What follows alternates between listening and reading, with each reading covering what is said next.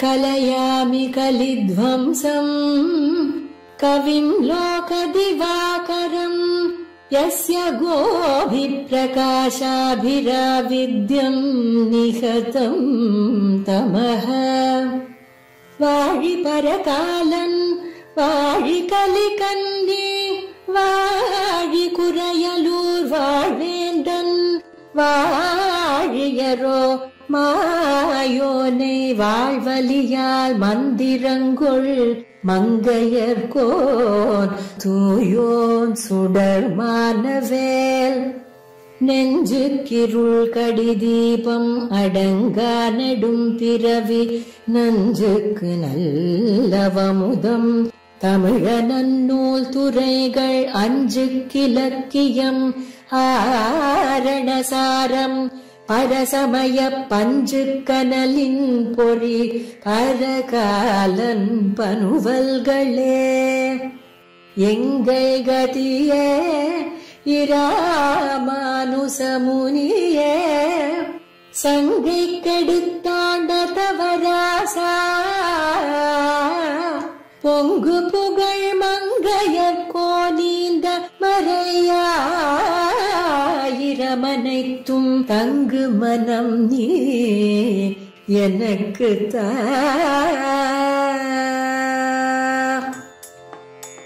ஆழ்வார்கள் வாழி அருளிச் செயல் வாழி தாழ்வாதுமில் குறவர் தாம் வாழி ஏழ்வார் முய்ய அவர்களுரைத்தவைகள் தாம் வாழி செய்யமறை தன்னுடனே சேர்ந்து இந்துணைப்பதுமத்தலர் மகள் தனக்கு மின்பன் நற்புவி தனக்கிறைவன் தம் துணையாயர் பாவன பின்ன தனக்கிரை மத்தையோர்க்கெல்லாம் வந்துணை பஞ்ச பாண்டவர்க்காகி வாயுரை தூது சென்னியங்குமெந்துணை எந்தை தந்த தம்மானை திருவல்லிக்கேணிக் கண்டேனே. யோ நித்யமச்சுதபதாம்புஜயுக்மருக்ம வியாமோகதஸ்ததிதராணி திருநாயமேனே அஸ்மத்குரோர் பகவதோஸ்ய தயைகசிந்தோः ராமானுஜஸ்ய சரணௌ சரணம் பிரபத்யே. அபகதமதமானைரந்திமோபாயனிஷ்டைः அதிகத பரமார்த்தைரர்த்தகாமானபேக்ஷைः நிகிலஜனசுஹృத்பிர்நிர்ஜிதக்ரோதலோபைः வரவரமுனிவிருத்யைரஸ்து மே நித்யயோகः. ஸ்ரீயப்பதியான சர்வேஸ்வரன் சேதனர்களை உஜ்ஜீவிக்கும் பொருட்டு பல நிலையிலே கோயில் கொண்டு எழுந்தருளி இருக்கிறான். பரம், வியூகம், விபவம், அந்தர்யாமி, அர்ச்சை ஆகிய 5 நிலைகள். பரம் என்னால் எம்பெருமான் பரமபதத்திலே நித்திய முக்தர்களுக்கு சேவை சாதித்துக் கொண்டிருப்பது. வியூகம் என்னால் திருப்பார்க்கடலிலே எம்பெருமான் வியூகமூர்த்தியாய் இருப்பது. விபவம் ராமனாகவும் கண்ணனாகவும் நரசிம்மனாகவும் எம்பெருமான் இங்கே அவதாரங்கள் செய்யக்கூடிய காலத்திலே அவன் விபவாவதாரம், அது விபவம் என்று அழைக்கப்படுகிறது. அந்தர்யாமி என்னால் நம் எல்லோருக்குள்ளேயும் அவன் உள்ளே இருக்கிறானே அந்தர்யாமியாக, அது அந்தர்யாமி. அர்ச்சை என்னால் நாம் சுலபமாக அவனை அர்ச்சிப்பதற்காக திருக்கோயில்களிலேயும் திருமடங்களிலேயும் திருமாளிகைகளிலேயும் கிரகங்களிலேயும் அவன் எழுந்தருளிருக்கக்கூடிய நிலை, இது அர்ச்சை எனப்படும். நம் போன்றவர்கள் எம்பெருமானை சேவிக்க வேண்டும், நேரே சேவிக்க வேண்டும் என்னால் இன்னைக்கு எந்த நிலையிலே சேவிக்க முடியும் என்னால் அர்ச்சாவதாரத்திலே மட்டும்தான் நாம் சேவிக்க முடியும். பரமபதத்திலே எம்பெருமானை சேவிக்கலாமே என்னால் இது இந்த சமயத்திலே இந்த சரீரத்தோடு நம்மால் அங்கெல்லாம் போக முடியாது. வியூகத்திற்கும் நம்மால் போக முடியாது இப்பொழுது. சரி, விபவம் அங்கே போய் எம்பெருமானை சேவிக்கலாம்னா அதெல்லாம் என்னைக்கோ முடிந்து விட்டது. அந்தர்யாமி நமக்குள்ளே இருக்கிறானே, அவனை சேவிக்கலாமா என்னால் அதற்கு நமக்கு அந்த அந்தர்யாமி எம்பெருமானை உணரக்கூடிய ஞானம் நமக்கு இன்னும் ஏற்பட்டிருக்கவில்லை. ஆனால் இந்த மற்ற 4 நிலைகளை காட்டிலும் நாம் சுலபமாக எம்பெருமானை சேவித்து விடலாம் என்று சொன்னால் அது அர்ச்சை என்கிற நிலை. அர்ச்சாவதாரத்திலே தான் எம்பெருமானை நாம் இன்றைக்கு நினைத்த நிலத்திலே நினைத்த மாத்திரத்திலே எம்பெருமானை சேவிக்க முடியும் என்னால் அது அர்ச்சாவதாரத்திலே தான் சேவிக்க முடியும். அர்ச்சாவதாரத்திலே எத்தனையோ திருக்கோயில்கள் நாம் பார்க்கிறோம். ஆனால் அத்தனை திருக்கோயில்களுக்கு இல்லாத ஏத்தம் ஒரு சில திருக்கோயில்களுக்கு மட்டும் ஏற்பட்டிருக்கின்றது. அது என்ன திருக்கோயில்கள் என்னால் திவ்ய தேசங்கள், 108 திவ்ய தேசங்கள் என்று தெரிவிக்கிறோம். அதிலே 106 திவ்ய தேசங்கள் இந்த லோகத்திலே நாம் சேவிக்கக்கூடிய நிலையிலே இருக்கின்றன. 107வது திருப்பார்கடல், 108வது பரமபதம், திருப்பரமபதம். முதல்ல சொன்னதை இங்கே ஞாபகம் வச்சுக்கணும். இப்போ 106 திவ்ய தேசங்கள் இங்கே நாம் சேவிக்கக்கூடிய நிலையிலே இருக்கின்றன. அந்த திவ்ய தேசங்கள் மட்டும் தனிப்பெருமை பெற்றிருக்கின்றன என்று கண்கூடாக பார்க்கிறோம். அதற்கு என்ன காரணம் என்னால் ஒரே காரணம்தான், எல்லோருக்கும் தெரிந்த காரணம். ஆழ்வார்கள் திருவாக்கிலே இந்த எம்பெருமான்களுடைய திவ்ய க்ஷேத்திரங்களாக இருக்கட்டும், எம்பெருமானுடைய திருநாமங்களாக இருக்கட்டும், இந்த எம்பெருமான்களுடைய வைபவங்களாக இருக்கட்டும், இதெல்லாம் ஆழ்வாருடைய திருவாக்கிலே புகுந்து புறப்பட்டதனால்தான் இந்த கோயில்களுக்கு மட்டும் இந்த தனிப்பெருமை வாய்ந்திருக்கின்றன என்று பார்க்கிறோம். எத்தனையோ புராண ஸ்தலங்கள்லாம் இருக்கு. அங்கெல்லாம் யாராவது தேடிக்கொண்டு போகிறார்களா என்னால் அப்படி ஒன்றும் போகிற வழியில் இருந்தால் கூட நம்ம யாரும் போய் பார்ப்பதில்லை, எம்பெருமானை ஏறெடுத்து பார்ப்பதில்லை, அங்கே போய் பெருமாளை சேவிக்கிறதில்லை. ஆனால் ஆழ்வார் வாக்கிலிருந்து ஒரே ஒரு வார்த்தை அந்த எம்பெருமானை பற்றி ஆழ்வார் பாடிவிட்டார் அப்படின்னு சொன்னால் தேடிக்கொண்டு எந்த மூல முடுக்கிலே அந்த திருக்கோயில் இருக்கிறதுன்னு தேடிக்கொண்டு போகிறோம். குறிப்பாக ஸ்ரீ வைஷ்ணவ சம்பிரதாயத்திற்கு உண்டான ஏத்தம் இது. அப்படி பார்க்கும் பொழுது எத்தனையோ திருக்கோயில்கள், அர்ச்சாவதாரம் எம்பெருமான் எல்லா இடத்திலேயும் இருக்கிறான். குறிப்பாக எத்தனையோ திருக்கோயில்களிலே இருக்கிறான். அத்தனை திருக்கோயில்களிலே எம்பெருமான் இருந்தாலும் திவ்ய தேசங்கள் என்ன இந்த உலகத்திலே நாம் சேவிக்கும்படியாக ஒரு 106 திருத்தலங்களிலே எம்பெருமான் கோயில் கொண்டு எழுந்தருளி இருக்கிறான். இதை போய் சேவிக்க வேண்டும் என்று ரொம்ப நம்ம ஸ்ரீ வைஷ்ணவர்கள் எல்லோரும் ரொம்ப உற்சாகத்தோடு எத்தனை கஷ்டங்கள் வந்தாலும் ஒரு முறையாவது இந்த எம்பெருமானை போய் சேவித்து விட வேண்டும் என்று நாம் எல்லாரும் நினைக்கிறோம். அதை முடிந்தவரை நான் 60 சேவிச்சு விட்டேன், 70 சேவித்து விட்டேன், இன்னும் 4 தான் பாக்கி இருக்குன்னு இப்படியே நம்ம நிறைய பண்ணிட்டு இருக்கோம். இதுக்கெல்லாம் நாம் இந்த அர்ச்சாவதாரங்கள் 108 திவ்ய தேசங்கள் ஏற்பட்டிருக்கே, இதுக்கெல்லாம் முக்கியமான காரணம் திருமங்கை ஆழ்வார் தான். எல்லா ஆழ்வார்களை காட்டிலும் அதிகமாக அர்ச்சாவதார திவ்ய தேசங்களை பாடினது திருமங்கை ஆழ்வார் தான். 80க்கு மேற்பட்ட திருத்தலங்களை பாடி திவ்ய தேசங்களாக ஆக்கியிருக்கிறார். ரொம்ப குறிப்பாக சொல்லணும் என்னால் அவர் 80 திவ்ய தேசங்களுக்கு மேலே பாடியிருந்தாலும் அதில் பல திவ்ய தேசங்களை மற்ற ஆழ்வார்களும் பாடியிருக்கிறார்கள். திருமங்கை ஆழ்வார் மட்டும் தனியாக பாடின திவ்ய தேசங்களே 45, 47ன்னு காட்டுறார். அப்போ 106ல் சராசரியாக 50 விழுக்காடு திருமங்கை ஆழ்வார் தான் திவ்ய தேசங்களாக ஆக்கியிருக்கிறார். நம்ம திருமங்கை ஆழ்வாருடைய பாசுரங்கள் அவதரிக்கவில்லை என்னால் நமக்கு மொத்தம் திவ்ய தேசங்களே ஒரு 50-55 தான் தேறி இருக்கும். அதுவும் திருமங்கை ஆழ்வார் திவ்ய தேசங்களை பாடினார் என்னால் இதையும் நான் நன்னாக கருத்திலே கொள்ள வேண்டும். நம்மாழ்வார் பாடினதுக்கும் திருமங்கை ஆழ்வார் பாடினதுக்கும் ஒரு வித்தியாசம் இருக்கு. நம்மாழ்வாரும் 40 திவ்ய தேசங்களை பாடியிருக்கிறார். ஆனால் எங்கேயாவது எந்த கோயிலுக்காவது போனாரா அப்படின்னா எந்த இடத்துக்கும் போகவே இல்லை. நம்மாழ்வார் இருந்தது திருப்புளி ஆழ்வார் அடியிலே, ஆழ்வார் திருநகரியிலே. அந்த திருப்புளி ஆழ்வார்னு தெரிவிக்கிறோமே, புளிய மரம், இங்கேயே தான் ஆழ்வார் இருந்தார். எம்பெருமான்கள் எல்லோரும் வந்து ஆழ்வார்களிடத்திலே பாசுரத்தை பெற்று போனார்கள் என்று பார்க்கிறோம். ஆனால் திருமங்கை ஆழ்வார் அப்படி இன்றைக்கே அவர் என்ன பண்ணார், வாடினேன் வாடி என்கிற பதிகத்திலே நாராயணா என்னும் நாமம் நான் கண்டுகொண்டேன் அப்படின்னு தெரிவித்தார். அதற்கு மேலே திருப்பிரிதி, நம்முடைய தேசத்திலே வடகோடியிலே இருக்கக்கூடிய ஒரு திவ்ய தேசம். இன்னைக்கு சரியா அது எங்கே இருக்குன்னு நம்மால் யாராலையும் நிர்ணயித்து சொல்ல முடியவில்லை. அது ஏதோ இமயத்துள் என்று ஆழ்வார் தெரிவித்திருக்கிறார். இன்னும் நான் பத்ரிநாத் அப்படின்னு போகிறோமே, அதுக்கும் வடக்கே இருக்கக்கூடிய க்ஷேத்திரம் என்று தெரிவிக்கிறார்கள். அப்படி அந்த திருப்பிரிதியிலிருந்து ஆரம்பித்து அப்படியே ஆழ்வார் இங்கிருந்து அப்படியே தெற்கு நோக்கி வந்து கொண்டே இருக்கிறார். அப்படியே அங்கே வடநாடெல்லாம் முடித்து விட்டு திருவேங்கடமலையை ஒரு 40 பாசுரங்கள் பாடிவிட்டு அங்கிருந்து நேரே அவர் திருவள்ளூருக்கு வருகிறார். திருவள்ளூரிலே எம்பெருமான் எவ்வுள் கிடந்தான் அவனை பாடினார். உடனே அங்கிருந்து அவர் எங்கே வர வேண்டும், திருநின்ற ஊருக்கு ஆழ்வார் வருகிறார். ஆனால் திருநின்ற ஊருக்கு ஆழ்வார் வந்த சமயத்திலே பெருமானும் பிராட்டியும் ஏதோ ஏகாந்தமாக இங்கே இருந்திருக்கிறார்கள்.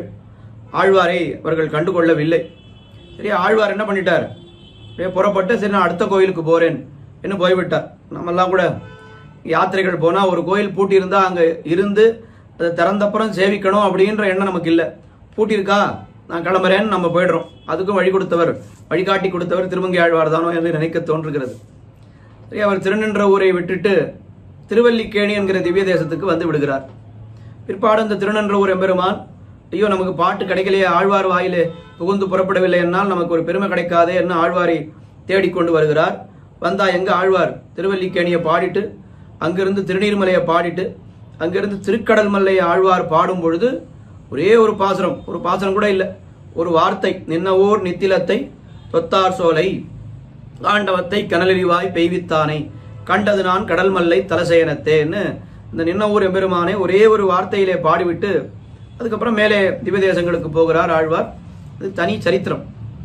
இப்போ ஆழ்வார் பிரகிருதம் எங்கே இருக்கிறார் அப்படின்னால் திருவல்லிக்கேணி என்கிற திவ்ய தேசத்திலே ஆழ்வார் இங்கே இருக்கிறார். திருவல்லிக்கேணி என்கிற திவ்ய தேசத்தினுடைய பெருமைகளை எல்லாம் நாம் சொல்லிக்கொண்டே போகணும்னா அது ஒரு உபன்யாசத்தில் நிச்சயமா சொல்லவே முடியாது. எத்தனையோ அர்ச்சாவதாரங்கள் இருந்தாலும் அந்த 108க்கு தனி சிறப்பு என்று பார்த்தோம். அந்த 108 திவ்ய தேசங்களுக்குள்ளே நாம் போய் பார்த்தால் கூட ஒரு 3 மாதிரியாக நாம் இதை பிரித்து கொள்ளலாம். சில திவ்ய தேசங்களை பார்க்கும் பொழுது இந்த க்ஷேத்திரமே ரொம்ப விசேஷம்னு சொல்லுவாள். க்ஷேத்திரம் இப்போ உதாரணத்துக்கு சொல்லணும்னா நைமிசாரண்யம்னு ஒரு திவ்ய தேசம்.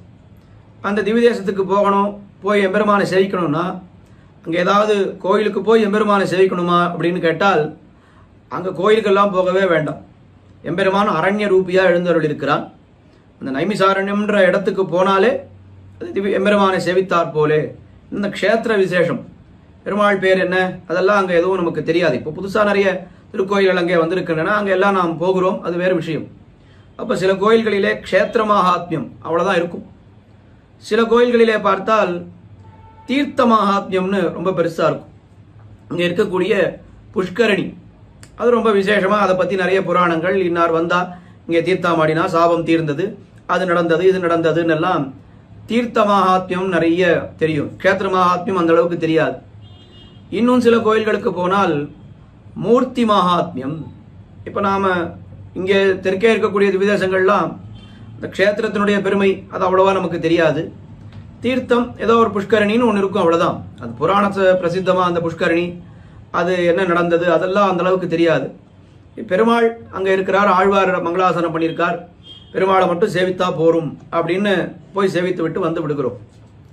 சில பெரும்பாலான திவ்யதேசங்கள் ஏதாவது ஒன்றில் விசேஷமாக இருக்கும், இல்லை மிஞ்சி மிஞ்சி போனால் 2 விசேஷமாக இருக்கும். தீர்த்த மகாத்மியமும் க்ஷேத்திர மகாத்மியமும் இருக்கும், இல்லை தீர்த்த மகாத்மியமும் மூர்த்தி மகாத்மியமும் இருக்கும்.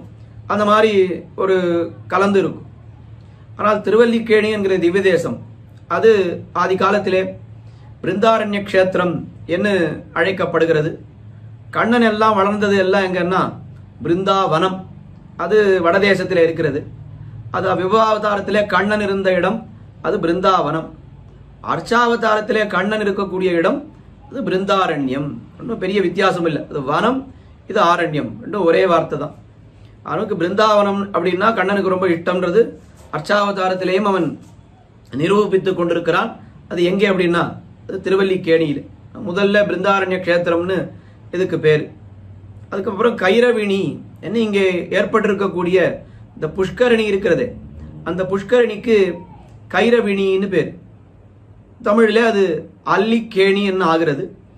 முன்னால் நாம் திரு சேர்த்தா திரு அல்லிக்கேணி, அது திருவல்லிக்கேணி என்று நாம் இப்படித்தான் இந்த க்ஷேத்திரத்தினுடைய திருப்பெயர். அதற்கு காரணம் பார்க்கிறோம்.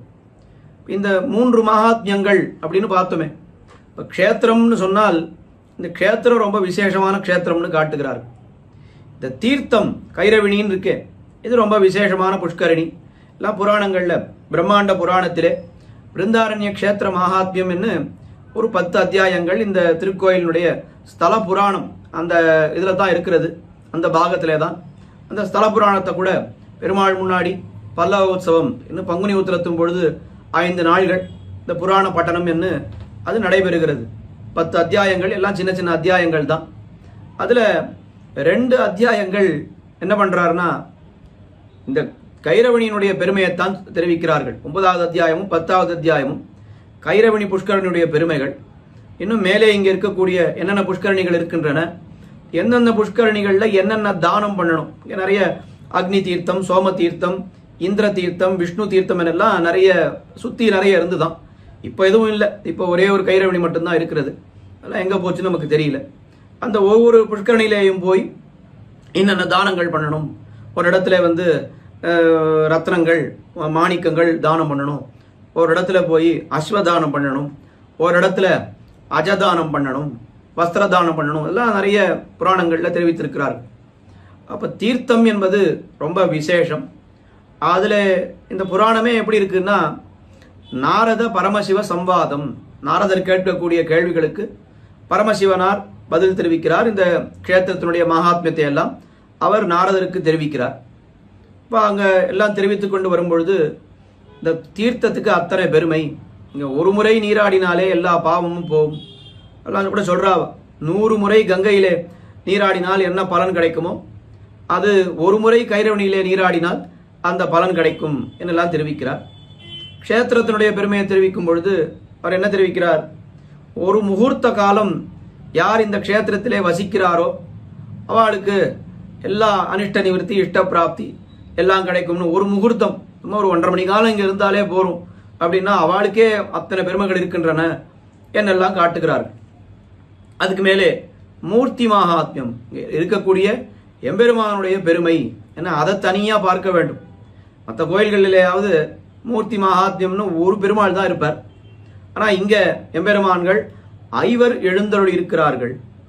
அதில் என்ன விசேஷம், 5 எம்பெருமான்கள் இருக்கிறார்கள் அப்படின்னா எல்லா கோயிலேயும் இந்த மாதிரி நிறைய எம்பெருமான்கள் உபசன்னதிகள்லாம் இருக்கும். இப்போ திருவரங்கம் பெரிய கோயில் எடுத்துட்டா அங்கே ஏதோ 35-40 உபசன்னதிகள் இருக்குன்னு சொல்கிறோம்.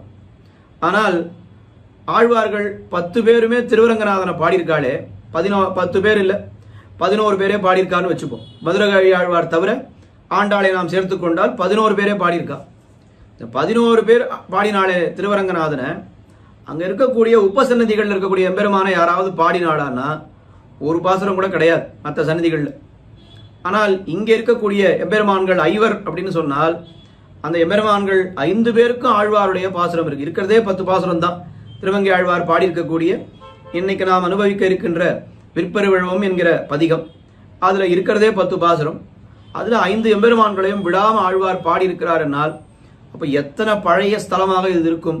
ஆழ்வார் காலத்துக்கு எத்தனை காலம் முன்னாடி எம்பெருமான்கள் எல்லாம் இங்கே அவர்கள் எல்லாரும் இங்கே வந்து சேர்ந்திருப்பார்கள் என்னால் அப்போ எத்தனை பெரிய க்ஷேத்திரம் இது. எம்பெருமான்கள் 5 இருக்கிறார்கள். ஒரு முகூர்த்த காலம் இருந்தாலே அத்தனை பாவங்களும் தொலையும். தீர்த்தம் ரொம்ப விசேஷம். இன்னும் இப்படியெல்லாம் பார்க்கும் பொழுது ரொம்ப விசேஷம். அது ஒரு சின்ன விஷயம் நாம் இங்கே தெரிந்து கொள்ள வேண்டிய விஷயம் என்ன அப்படின்னா, எம்பெருமான்கள் 5 இந்த திருக்கோயிலே எழுந்தருள் இருக்கிறார்கள் என்று எல்லோருக்கும் தெரியும். ஆனால் முன்காலத்திலே என்னன்னா 5 எம்பெருமான்களும் இந்த திருக்கோயிலில் இல்லை. எல்லாரும் திருவல்லிக்கேணியிலே தான் இருந்தார்கள். ஆனால் ஒத்தொத்தருடைய சந்நிதியும் கொஞ்சம் தள்ளி தள்ளி இருந்தது என்னெல்லாம் அதுக்கெல்லாம் கொஞ்சம் ஆராய்ச்சியாளர்கள் நிறைய வரலாற்று சான்றுகளை எல்லாம் காட்டுகிறார்கள். இங்கே உதாரணத்துக்கு புராணத்தில் பார்த்தா கஜேந்திர சரஸ் அதனுடைய கரையிலே கஜேந்திர வரதர் எழுந்தருள் இருந்தார் அப்படின்னு புராணங்களில் பார்க்கிறோம். சரி, கஜேந்திர சரஸ்ன்னு எங்கே போய் தேடுறது, எங்கே இருக்குது அப்படின்னா இன்னைக்கும் நாம் போய் பார்த்தாக்கா கோயிலுக்கு தென்மேற்கு திக்கிலே பார்த்தால், அதாவது பார்த்தசாரதி பெருமாள் கோயிலுக்கு தென்மேற்கு, அது இப்போ நான் லௌகிகமாக சொல்லணும்னா அங்கே ஐசோஸ் போலீஸ் ஸ்டேஷன் சொல்லுவாள். அந்த இடத்துல போய் பார்த்தால் ஆனைக்குளம் தெரு, ஆனைக்குளம் முதல் தெரு, ஆனைக்குளம் 2ஆம் தெரு, ஆனைக்குளம் 3ஆம் தெருன்னெல்லாம் நிறைய சின்ன சின்ன சந்துகள் இருக்கு. ஆனைக்குளம்னா என்ன அர்த்தம்னா கஜேந்திர சரஸ், அவ்வளோதான். அப்போ வரதர் வந்து கஜேந்திர வரதர் அந்த இடத்துல இருந்தார். வேதவல்லிபுரம்னு ஒரு இடம் இருக்கு, அங்கே ரங்கநாதர் தாயார் எல்லாம் அங்கே இருந்தார்னு எல்லாம் சொல்றா. இப்போ எம்பெருமான்கள் எல்லோரும் வெவ்வேறு இடங்களிலே இருந்திருக்கிறார்கள். ஏதோ ஒரு காலகட்டத்திலே பாதுகாப்பு கருதியோ இல்லை என்ன காரணத்துக்காகவோ நமக்கு தெரியவில்லை, எல்லோரையும் ஒரே இடத்திலே எழுந்தருளை செய்து விட்டார்கள். எம்பெருமான்கள் 5 ஒரே இடத்திலே எழுந்தருள் இருக்கிறார்கள் அப்படின்றது இந்த கோயிலுக்கு ரொம்ப விசேஷம். அப்போ என்ன தெரிகிறது இதிலிருந்து அப்படின்னா, ஒரு காலத்தில் எம்பெருமான்கள் எல்லாரும் தள்ளி தள்ளி இருந்தார்கள், இன்னைக்கு எல்லாரும் ஒரே இடத்துல வந்து விட்டார்கள். இது பகவானுடைய சங்கல்பம். சரி, ஏன் எப்படி எம்பெருமான் நினைத்தார் என்று நாம் நினைத்து பார்க்க வேண்டும். பெருமாளுக்கும் நமக்கும் ஒரு போட்டி நடக்கிறது.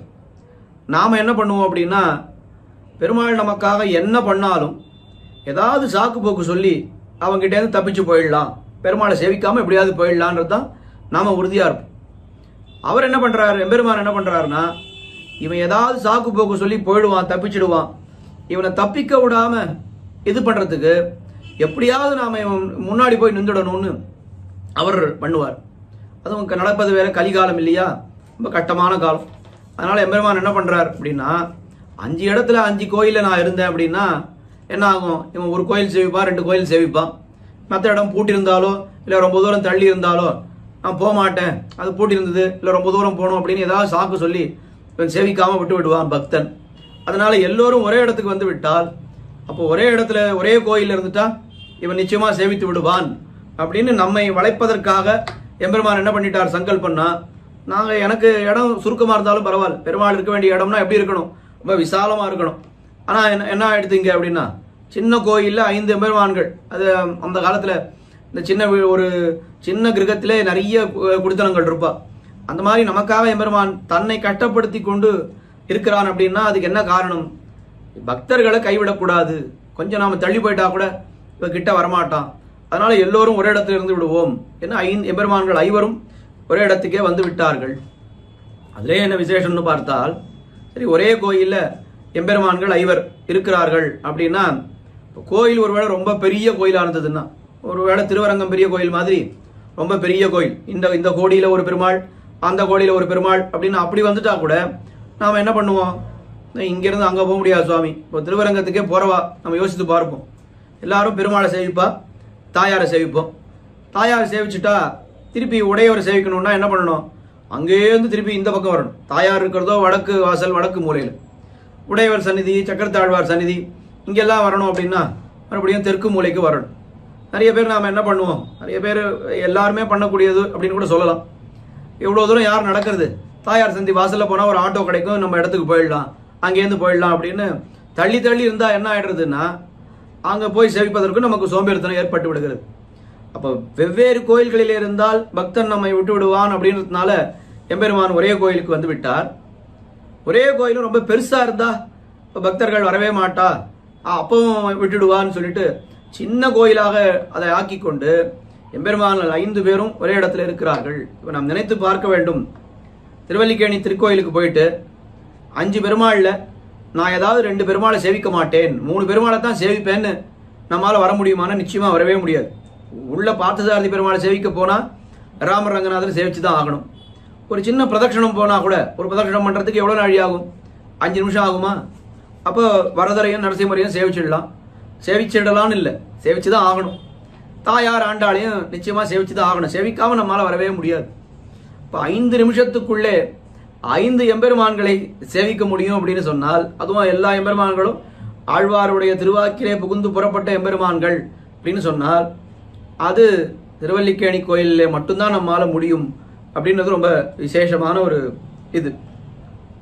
அதுக்கு மேலே இந்த பக்தர்கள் அவர்களுடைய ருச்சிகள்லாம் இருக்கும் இல்லையா, கொஞ்சம் மாறி மாறி இருக்கும். சில பக்தர்களுக்கு என்ன பிடிக்கும் அப்படின்னா, எனக்கு ராமன்னா ரொம்ப பிடிக்கும் சுவாமி, சக்கரவர்த்தி திருமகன் தான் எனக்கு பிடிக்கும், மற்ற பெருமாள்லாம் எனக்கு ஒன்றும் இது இல்லை.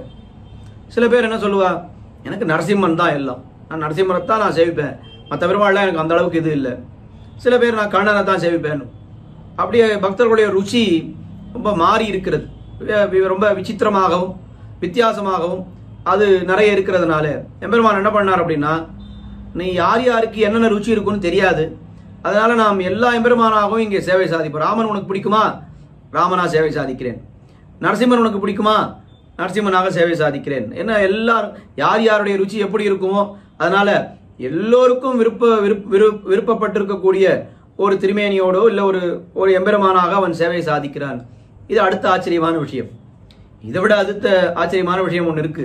அது என்ன அப்படின்னா, பக்தர்களுக்கு சில பேருக்கு சயன கோலத்தில் இருந்த எம்பெருமான்கள் ரொம்ப பிடிக்கும். குறிப்பாக சொல்ல வேண்டும் என்றால் திருமழிசை ஆழ்வார், அவருக்கு படுத்துண்ட பெருமாள்னா ரொம்ப பிடிக்கும். நாகத்தனை குடந்தை வெக்கா திரியவுள் நாகத்தனை அரங்கம் பேர் அன்பில் நாகத்தனை பார்க்கடல் கிடக்கும் ஆதி நெடுமால் இன்னும் படுத்துண்ட பெருமாளே ஒரு 7-8 பெருமாளை சேர்த்து பாடுவார். அவர் கும்பகோணம் அந்த ஆறாமுதன் குடந்தைன்னு சொல்கிறோமே அந்த எம்பெருமானோட அவருக்கு இருக்கக்கூடிய ஒரு சம்வாதம் அதெல்லாம் நம்ம எல்லாருக்கும் தெரியும். அப்போ சில பேருக்கு எதுக்காக அப்படின்னா அடியவர்களுடைய இதுலேயும் அடியவர்களுடைய ருச்சி வெவ்வேறு மாதிரி இருக்கிறது. சில பேருக்கு நின்ன திருக்கோலம் பிடிக்கும், சில பேருக்கு இருந்த திருக்கோலம் பிடிக்கும், சில பேருக்கு கிடந்த திருக்கோலம் பிடிக்கும் என்ன இப்படி எல்லாம் பார்க்கிறோம். அப்படி அந்த மாதிரி ருச்சி வேறாக இருந்தால் கூட இங்கே நாம் எம்பெருமான்களை எப்படி சேவிக்கலாம் என்னால் நரசிம்மரை போய் சேவித்தால் அவர் இருந்த திருக்கோலம், ரங்கநாதரை போய் சேவித்தால் அவர் கிடந்த திருக்கோலம், நின்ற திருக்கோலம் தான் பிடிக்கும் அப்படின்னா அது வெங்கடகிருஷ்ணன் அவர் நின்ற திருக்கோலத்தில் இருக்கிறார், சக்கரவர்த்தி திருமகன் அவரும் நின்ற திருக்கோலத்தில் இருக்கிறார். இல்லை இப்படி வேணால் நம்ம பிரிச்சுக்கலாம். இந்த ரெண்டு பேரும் நின்ற திருக்கோலத்தில் இருந்தால் வெங்கடகிருஷ்ணன் நின்ன திருக்கோலம்னு வச்சுக்கலாம். சக்கரவர்த்தி திருமகன் அவர் என்ன எவ்வாறு நடந்தன எம்மி ராமா நடந்த கால்கள் நொந்தவோ என்ன அவர் அயோத்தியிலேருந்து புறப்பட்டு லங்கை வரைக்கும் நடந்து வந்தார் இல்லையா, நடந்த திருக்கோலம்னா அது சக்கரவர்த்தி திருமகன் வச்சுக்கலாம். அப்போ நின்றான், இருந்தான், கிடந்தான், நடந்தான் இன்னும் 4 திருக்கோலங்கள். இந்த பதிகத்துக்கு அடுத்த பதிகத்தில் ஆழ்வார் திருமங்கி ஆழ்வார் என்ன பாட போறார், திருநீர்மலையில் போய் நின்னான் இருந்தார் கிடந்தான் நடந்தார் கிடம் மாமலையாவது நீர்மலையே. ஏன்னா அந்த 4 திருக்கோலத்தை இரும்பொழில் சூழ் நன்னாய புனல் நரையூர் திருவாலி குடந்தை தடந்திகள் கோவல் நகர் நின்னான் இருந்தான் கிடந்தான் நடந்தார் கிடம் ஏன்னா அதை பாடப்போகிறார், ரசித்து பாடப்போகிறார். அது ரொம்ப வியக்தமாக ஸ்பஷ்டமாகவே பாடிடுறார். இங்கே எம்பெருமான்களை பாடும் பொழுது அந்த எம்பெருமானுடைய இந்த 4 நிலையிலே இருக்கக்கூடிய எம்பெருமான்களை அந்த நிலையை சொல்லாமல் ஆழ்வார் பாடுகிறார். இப்போ 4 நிலை ஆயிடுத்து, இன்னும் ஒரு பெருமாளை விட்டுட்டோமே. அவர் யாரு? கஜேந்திர வரதர். அவர் என்ன திருக்கோலத்தில் இருக்கிறார்னால் அவர் நிற்கவும் இல்லை, நடக்கவும் இல்லை, இருக்கவும் இல்லை, கிடக்கவும் இல்லை, 4த்தையும் சேராத ஒரு திருக்கோலம். என்ன திருக்கோலம் சுவாமின்னா அவர் பரந்த திருக்கோலத்தில் இருக்கிறார். கருடன் மேலே ஆரோகணித்து அவர் அப்படியே பறக்கிறா போலே இருக்கிறார். எத்தனையோ மூலவர்கள் விசித்திரமாக எல்லாம் நாம் பார்த்துருப்போம். ஆனால் நித்திய கருட சேவையிலே ஒரு மூலவர் இருக்கிறார் அப்படின்னா அது இந்த கஜேந்திர வரதரை தவிர வேற யார் இருக்கிறாருன்னு அடியனுக்கு தெரியவில்லை. எங்கேயாவது இருக்கலாம், ரொம்ப தெரியாத இடங்கள்ல இருக்கலாம். பிரசித்தமான கோயில்களிலே நித்திய கருட சேவையாக சேவை சாதிக்கக்கூடிய எம்பெருமான் யாருன்னு அடியன் இது வரைக்கும் தெரியல. யாராவது சொன்னா அது தெரிஞ்சுக்கலாம். அப்போ பரந்த திருக்கோலம் 5 எம்பெருமான்கள், நின்ன திருக்கோலம், இருந்த திருக்கோலம், கிடந்த திருக்கோலம், நடந்த திருக்கோலம், பரந்த திருக்கோலம் என்று இப்படி அழகான ஒரு சேர்த்தி இது இங்கே சேவிக்கலாம். அதுக்கு மேலே ஸ்ரீவைஷ்ணவ சம்பிரதாயத்திலே திவ்ய தேசங்களுக்குள்ளே முதன்மையான திவ்ய தேசங்கள் கோயில் திருமலை பெருமாள் கோயில் என்று அழைக்கப்படுகின்ற அவர் என்ன பண்ற அந்த 3 எம்பெருமான்களையும் இங்கே சேவித்து விடலாம். திருவரங்கத்திலே எழுந்தருள் இருக்கக்கூடிய ரங்கநாதர் அவரை இங்கே சேவித்து விடலாம். திருவேங்கடமுடையான் திருப்பதிக்கு போய் சேவிக்க முடியலன்னா அவரே இங்கே வெங்கட கிருஷ்ணனாக சேவை சாதிக்கிறார், அவரை இங்கே சேவித்து விடலாம். காஞ்சிபுரம் தேவப்பெருமாள் பேரருளாளன் அவரை சேவிக்க முடியும், அங்கே போய் சேவிக்க முடியலன்னாலும் அவரையும் கஜேந்திர வரதனாக இங்கே சேவித்து விடலாம். ஆக அந்த திவ்ய தேசங்களுக்குள்ளே முதன்மையான திவ்ய தேசங்களான கோயில் திருமலை பெருமாள் கோயில் ஆகிய 3 திருத்தலங்களிலே எழுந்தருளிருக்கக்கூடிய எம்பெருமான்களை நாம் இங்கேயே சேவித்து விடலாம். ரொம்ப சுலபமாக எம்பெருமான் நமக்காக அவருடைய கருணையை நாம் நினைத்து பார்க்க வேண்டும். என்ன பண்ணாலும் இவன் சோம்பேறி கஷ்டப்பட்டு நம்ம வந்து சேவிக்க மாட்டான்னு தெரிஞ்சுட்டு எம்பெருமான் என்ன பண்றார், நமக்கு எவ்வளோலாம் நமக்கு அந்த ஷார்ட்கட்னு சொல்றாள் அத்தனை ஷார்ட்கட்ஸ் எல்லாம் நமக்கு எம்பெருமான் சொல்லி கொடுத்து நமக்கு இங்கேயே வந்து இங்கேயே சேவிக்கலாம் அப்படின்ற அளவுக்கு ஒரு பக்தர் கிடைக்க மாட்டானா என்று எம்பெருமான் ஏங்குகிறா போலே இங்கே இருக்கிறான் என்பது ரொம்ப ஆச்சரியமான விஷயம். இந்த எம்பெருமானை பற்றியே நிறைய பேசிட்டோம். விற்பர விழவும் என்கிற அந்த திருமொழிக்குள்ளே நாம் இன்னைக்கு போக வேண்டும். திருமங்கை ஆழ்வார் அருளி செய்திருக்கக்கூடிய விற்பர விழவும் என்கிற 2ஆம் பத்திலே 3வது திருமொழியாக இருக்கக்கூடிய திருமொழி. திருவல்லிக்கேணி எம்பெருமானை பற்றி பேசும்பொழுது இந்த திருமங்கை ஆழ்வாருக்கு முன்னாலேயே பேயாழ்வாரும் திருமழிசை ஆழ்வாரும் இந்த எம்பெருமானை மங்களாசாசனம் பண்ணியிருக்கிறார்கள். ஆனால் ஒரு பாசுரம் தான் பண்ணியிருக்கிறார்கள். திருமங்கை ஆழ்வார் 10 பாசுரங்கள், மொத்தமாக இந்த திருத்தலத்துக்கு 12 பாசுரங்கள் மங்களாசாசனம் ஆழ்வார்கள் 3 பாடியிருக்கிறார்கள் என்ன. இதுதான் இங்கே விஷயம், நாம் தெரிந்து கொள்ள வேண்டிய விஷயம். அதில் முதல் பாசுரமான விற்பர விழவும் என்கிற பாசம், அதில் பார்த்தசாரதி பெருமாளை பற்றி ரொம்ப அழகான பாசுரம் பாடுகிறார். அந்த பெருமானுடைய சரித்திரத்தை சொல்லி இந்த பதிகத்தை தொடங்குகிறார் திருமங்கை ஆழ்வார். விற்பெரு விழவும் கஞ்சனும் மல்லும் வேழமும் பாகனும் வீழ செத்தவன் தன்னை புறமெறி செய்த சிவனுரு துயர்களை தேவை பத்தலர் வீய கோல்கையில் கொண்டு பார்த்தந்தன் தேர் முன்னின்னானை சித்தவ பணியால் முடிதுறந்தானை திருவல்லிக்கேணி கண்டேனே. முதல் பாசுரத்திலே கண்ணபிரானுடைய பெரிய சரித்திரத்தை சொல்லி அந்த எம்பெருமானை திருவல்லிக்கேணியிலே நான் சேவித்தேன் என ஆழ்வார் தெரிவிக்கிறார்.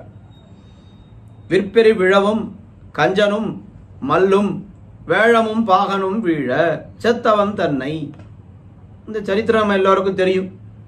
கம்சன் அவனுடைய அந்த தேவகியனுடைய பிள்ளை கொல்ல வேண்டும், கண்ணபிரானை கொல்ல வேண்டும் என்று எத்தனையோ அசுர ராட்சசர்கள் தான் அனுப்புகிறான். அனுப்பினா என்ன ஆச்சு, என்ன நடந்ததுன்னு சொல்றதுக்கு கூட ஒருத்தரும் திரும்பி வரல. கண்ணன் வந்தவா எல்லாரையும் மொத்தமாக அவன் முடித்து விட்டான். யாரையாவது ஒத்தரையாவது குத்துயிரும் கொலையருமாக விட்டான். அவன் மறுபடியும் மதுரைக்கு ஓடி வந்து இன்னது நடந்ததுன்னு சொன்னானா, அப்படி சொல்றது கூட ஒத்தரையும் விட்டு வைக்கல கண்ணபிரான். சரி பார்த்தான், மறுபடியும் நாம் இப்படியே அனுப்பிட்டு இருந்தா ஒன்றும் நடக்காது, அவனை இங்கே வரவழைத்து விடுவோம். நம்ம மருமான் இருக்கானே அவனை இங்கே வரவழைத்து விட்டுட்டு அவனை ஏதாவது பண்ணி இங்கே அவனை முடித்து விடலாம் என்று கண்ணன் ஒருத்திமாக என்ன பண்ணான், தருக்கிலானாகி தான் தீங்கு நினைந்த கஞ்சன் என்று காட்டுறாள். அப்படி ஒரு தனுர் யாகம்னு ஒன்று நடத்தினான். விற்பெருவிழவு, ரொம்ப பெரிய சிறந்ததான தனுர் யாகம் நடத்துகிறேன், எல்லோரும் வாருங்கள் என்று அக்ரூரரை விட்டு கண்ணபிரானை அழைத்து கொண்டு வருகிறான். அங்கே என்ன பண்ணுகிற மதுரா நகரத்துக்கு முதலாக கண்ணபிரானும் நம்பி மூத்த பிரானான பலராமனும் வருகிறார்கள். அங்கே வந்து என்ன பண்றா, யார் யாரை முடிக்கிறான் கண்ணன் என்னால், கஞ்சனும் மல்லும் வேழமும் பாகனும் வீழ செத்தவன் தன்னை. கம்சனை முடிக்கிறான். அது கடைசியில் முதல்ல அந்த கோலையா பீட்டம் என்கிற யானை, அந்த யானையை முடிக்கிறான். அதனுடைய பாகனையும் அவன் முடிக்கிறான். வருங்க யானையின் கொம்பினை பறித்து அதன் பாகனை சாடிப்பூக்கு ஒருங்க மல்லரை கொன்று பின் கஞ்சனை உதைத்தவன் என்ன திருமங்கி ஆழ்வாரே மேலே பாடப்போகிறார். அப்படி விற்பெரு விழவு என்ன, அதை முடித்தான், பாதியிலே முடித்து விட்டான். கம்சனையே முடித்துட்டானே. கஞ்சன் மல்லர்கள், கம்சனாலே ஏவப்பட்ட பெரிய மல்லர்கள், முட்டிகன் சாணூரன் என்னும் 2 மல்லர்கள். அவன் 2 பேரை வைத்து கண்ணபிரானை முடித்து விட வேண்டும். எல்லாம் கம்சனுடைய ஒரு எண்ணம். யானையை விட்டு கண்ணனை முடிக்க வேண்டியது, தப்பிச்சானால் இந்த மல்லர்களை விட்டு அவனை முடிக்க வேண்டியது. அதிலேயும் தப்பித்தானால் நாமே அவனை அப்படியே இறுக்கி கட்டி அவனை முடித்துட்டு என்ன பண்ணிடணும், ஐயோ இன்னைக்கு தான் உன்னை பார்க்குறேன் முதலா, இந்த கோலத்தில் தான் உன்னை பார்க்கணுமான்னு அழுதுடணும் அப்படின்னு அவன் கருத்தை பிழைப்பித்த கஞ்சன் வயிற்றில் நெருப்பெண்ணனின் நெடுமாலே என்று திருப்பாவையிலே இந்த விஷயம் ரொம்ப அற்புதமாக ஆண்டாள் பாடியிருக்கிறார். வியாக்கியானங்கள்லாம் ரொம்ப ஆச்சரியமாக சாதித்திருக்கிறார்கள். இங்கே விஷயம் என்னன்னா, விற்பெரு விழவும் கஞ்சனும் மல்லும் வேழமும் பாகனும் வீழ செத்தவன் தன்னை புறமெறி செய்த சிவனுரு துயர் களை தேவு. பெருமான் என்ன பண்ணான், திரிபுரம் 3 எரித்தான் இந்த ருத்ரன். அந்த ருத்ரனுக்கு ஒரு பெரிய சாபம் ஏற்பட்டு விட்டது. என்ன பண்ணான் ருத்ரன், தனக்கும் 5 தலை இருக்கு, அவனுடைய தகப்பனான பிரம்மாவுக்கு 5 தலை இருக்கு. அதனால அது பொறுக்கலை, ஒரு தலையை கிள்ளிட்டான் ருத்ரன். உடனே அந்த தலை என்ன எடுத்து இவனுடைய கையோடு அப்படியே விட்டுன்றது. எப்போ அந்த முண்டம் நிறைகிறதோ அன்னைக்கு தான் அவனுக்கு இந்த கபாலம் கையை விட்டு அகலும் அப்படின்னு அப்போ சொல்லிடுறான். அவன் எங்கெங்கேயோ போய் பிக்ஷை எடுக்கிறான். பிக்ஷை எடுத்தா கடைசியில் எங்கேயுமே நிறையவே இல்லை. பத்ரிகாசிரமம் போய் அங்கே என்ன பண்ணார், என் நெந்தாய் சாபம் தீரென்ன இளங் அமுது நீர் திருமார்பில் தந்தான் சந்தார் அப்படின்னு அங்கே போய் தான் அவனுடைய அந்த கபாலமானது நிறைகிறது. அதுக்கப்புறம் அந்த பிரம்மஹத்தி தோஷமும் போய்விடுகிறது. ஆக அதனுடைய அந்த சாபத்தை தீர்த்தவன் யார் என்னால் எம்பெருமான் ஸ்ரீமன் நாராயணன். சிவனுரு துயர்கரை களை தேவை. சிவன் அந்த புறம் எரித்தானே, ஏதோ தானே எரிச்சா போல அந்த அவனுக்கு அந்த பெருமைகள்லாம் வந்திருக்கு. திரிபுரம் 3 எரித்தானும் அப்படின்னு அந்த பெருமையெல்லாம் தானே வந்திருக்கு, தானே எரிச்சா போல வந்திருக்கு. ஆனால் உண்மையா என்ன நடந்ததுன்னா, எம்பெருமான் உள்ளே அந்தரியாமையாக இருந்து கொண்டு அந்த காரியத்தை இந்த ருத்ரனை கொண்டு செய்வித்தானே தவிர இதெல்லாம் அவனே சொந்தமா பண்ண காரியமே கிடையாது என்பதை நாம் உணர வேண்டும். அந்த எம்பெருமான் என்ன பண்ணா, பத்தலர் வீய சத்ருக்கள் எல்லோரும் மாளும்படியாக கோல் கையில் கொண்டு பார்த்தன் தன் தேர் முன் நின்னானை ரொம்ப அழகான வார்த்தை. இதுதான் எம்பெருமானுடைய ரொம்ப உயிரான ஒரு வார்த்தை. இந்த எம்பெருமானுடைய திருக்கோலத்திலே நாம் குறிப்பாக உற்சவர் நாம் சேவித்தோம், திருவல்லிக்கேணி உற்சவரை சேவித்தோம் என்னால் இந்த திருக்கோலத்திலே தான் எழுந்தருளி இருக்கிறார். மூலவர் வெங்கடகிருஷ்ணன் என்ன, அது தனி திருக்கோலம். சுமதி என்கிற ராஜரிஷி அவர் என்ன பண்ணார், திருவேங்கடமுடையானை கண்ணனாக சேவிக்க வேண்டும் என்று ஆசைப்பட்டார். அந்த திருவேங்கடமுடையான் என்ன சொல்லிட்டார், இங்கே உமக்கு அந்த சேவை கிடையாது, திருவல்லிக்கேணியில கைரவணி தீரத்திலே போய் வசியும், அங்கே நான் சேவை கொடுக்கிறேன் என்று சொன்னார். அவரும் இங்கே வந்து வசித்தார். வேதவியாசர் அவர் பிரதிஷ்டை பண்ணின பெருமாள் இவர் அப்படின்னு கூட நாம் புராணத்தில் பார்க்கிறோம். அங்கே இந்த வேங்கடவனும் கண்ணனும் கலந்த ஒரு சேவையாக மூலவர் வேங்கடகிருஷ்ணனை பார்த்தால் அவர் எப்படி இருக்கிறார், அவர் திருவேங்கடமுடையான் போலே திருமால் நாச்சியார் அந்த நாகாபரணங்கள் இன்னும் கத்தி இதெல்லாம் வச்சுட்டு திருவேங்கடமுடையான போலவே அவர் சேவை சாதிக்கிறார். ஆனால் கண்ணனாகவும் திருவேங்கடமுடையானை கண்ணனாக தானே சேவிக்கணும்னு ஆசைப்பட்டார். கண்ணனை போலவே, அதுவும் கண்ணன்னா எந்த கண்ணன், குழந்தை கண்ணனா, வெண்ண திருடின கண்ணனா, இவரோட ராசக்கிரீட பண்ணின கண்ணனா, இல்லை பிருந்தாவனத்திலே இருந்த கண்ணனா அப்படின்னா அந்த கண்ணன் கம்சனை வதம் பண்ணின கண்ணனா, அதையெல்லாம் பார்க்கணும்னு ஆசைப்படலை. அவன் கீதாச்சாரியனாக இருந்த திருக்கோலத்தை தான் பார்க்க வேண்டும் என்று ஆசைப்பட்டார். அப்போ வேங்கடவனும் கீதாச்சாரியனும் சேர்ந்த ஒரு திருக்கோலம். அதனால தான் திருவேங்கடமுடையான் மாதிரி பெருமாள் ஆபரணங்கள்லாம் சாத்திக்கிறார். கண்ணனை போல அவருக்கு கீதாச்சாரியனா இருக்கும் பொழுது சங்கு சக்கரங்கள் கிடையாது இல்லையா, சங்கு சக்கரம் கிடையாது. ஏன்னா அவர் தான் ஆயுதம் எடுக்க மாட்டேன்னு சபதம் பண்ணிட்டாரு, வெறும் சங்கு மட்டும்தான் இருக்கும். சங்கு எதுக்குன்னா இந்த போர் ஆரம்பம் போர் நிறுத்தம் எல்லாம் சொல்லணும்னா அப்போ சங்கத்தான் இந்த பாகம்தான் அந்த சங்க ஊதணும், தேரோட்டி தான் அந்த சங்க ஊதணும்னு சொல்லுவா. அதனால சங்கத்தை மட்டும் வச்சுட்டு இருக்கார். இப்போ திருவேங்கடமுடையான்னா கையில அவர் சக்கரம் வச்சுட்டு இருக்கார், சக்கராயுதம் வச்சுட்டு இருக்கார். ஆனால் இவருக்கு அது கிடையாது, சங்கநாதம் சங்கம் மட்டும்தான் வச்சுட்டு இருக்கு. அப்படி திருவேங்கடமுடையானும் கண்ணனும் சேர்ந்த ஒரு சேவையாக, வேங்கடவனும் கிருஷ்ணனும் சேர்ந்த ஒரு சேவையாக வேங்கட கிருஷ்ணனாக சேவை சாதிக்கிறான். சரி, கண்ணன் வந்துட்டா கூட பிராட்டி வரணுமே. அப்போ பக்கத்திலே அவருக்கு பக்கத்திலே ருக்மிணி பிராட்டி, அவள் புருஷகால பூத்தையாக அவள் நிற்கிறாள். ஏற்கனவே தான் திருமார்பிலே பெரிய பிராட்டியா இருக்காளே, எவ்வளவு வேற எதுக்கு தனியா அப்படின்னு நினைச்சா வேடிக்கையா நம்ம எப்படி சமாதானம் சொல்லிக்கலாம்னா, அவர் தான் ரெண்டு திருக்கோலம் சேர்ந்து இருக்காரோ இல்லையோ, வேங்கடவனாகவும் இருக்கிறார் கண்ணனாகவும் இருக்கிறார். அப்ப வேங்கடவனுக்காக பிராட்டி திருமார்பு நாச்சியாராக இருக்கிறார், கண்ணன் அப்படின்றதுக்காக ருக்மிணி பிராட்டியாக இருக்கிறார். ஒரே பிராட்டி திருமார்பிலே ஒரு திருக்கோலத்தோடும் பக்கத்திலே ஒரு திருக்கோலத்திலே, சில பேருக்கு ரொம்ப திருமார்பிலே ரொம்ப சூக்ஷ்மமா இருந்தா சேவையால சுவாமி அப்படின்னு சொல்லிடுவா. அதனால எல்லாருக்கும் சேவையாகணும்னா அப்ப நல்ல பெரிய திருமேனியோடு இருந்தா தான் எல்லோராலும் சேவிக்க முடியும் என்பதற்காக கூட நம்ம அப்படி வச்சுக்கலாம். அப்படி வேங்கட கிருஷ்ணனாக எழுந்தொழிருக்கிறார். கூடவே அவருடைய அண்ணா பலராமர், தம்பி சாத்தியகி, பிள்ளை பிரத்யும்னன், பேரன் அனிருத்தன் என்று எல்லோரும் அந்த அவரோட குடும்ப சமேதராக சேவை சாதிக்கிறார். மூலவர், இது மூலவருடைய ஒரு சன்னிவேசம்.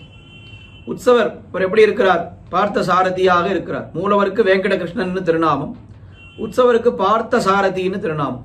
பார்த்த சாரதினா என்ன அர்த்தம், இதுதான் பத்தலர் வீய கோல் கையில் கொண்டு பார்த்தன் தன் தேர் முன் நின்னான், அதுதான் பார்த்த சாரதி. எம்பெருமானுக்கு எத்தனையோ பெருமைகள்லாம் இருக்கிறது, அதையெல்லாம் அவன் வெளிக்காட்டி அதை வெளிக்காட்டிக்கணும்னு ஆசைப்படுறதே இல்லை. ஆனால் எதை வெளிக்காட்டிக்கணும்னு ஆசைப்படுறான்னா, பாண்டவர்களுக்கு தூதனா இருந்தானே அதை ஒரு திருக்கோலமாக காட்டணும்னு ஆசைப்படுறான். பார்த்தனுக்கு சாரதியாக இருந்தானே அதை ஒரு திருக்கோலமா காட்டணும்னு ஆசைப்படுறான். அதனால பார்த்த சாரதி அப்படின்னே அவருக்கு பேர், பார்த்தனுக்கு சாரதி.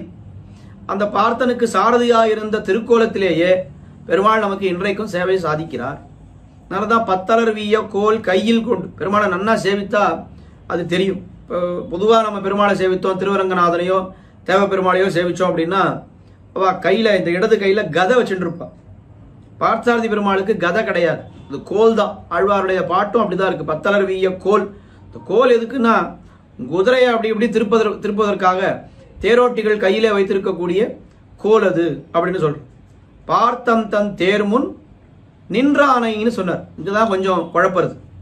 தேரோட்டி இருக்கானே அவன் என்னைக்குமே நிற்க கூடாது, ரதி சாரதின்னு சொல்றான்.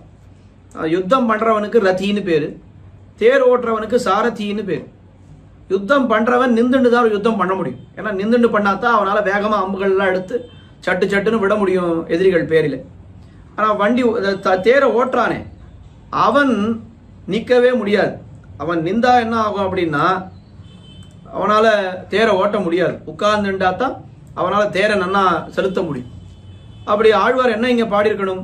பத்தலர் வீய கோல் கையில் கொண்டு பார்த்தன் தன் தேர் முன் இருந்தானை சித்தவை பணியால்னு பாடியிருக்கணும். ஆனால் அப்படி பாடாமல் ஆழ்வார் என்ன பண்ணிட்டார்? பார்த்தன் தன் தேர் முன் நின்றானை அப்படின்னு பாடிட்டார்.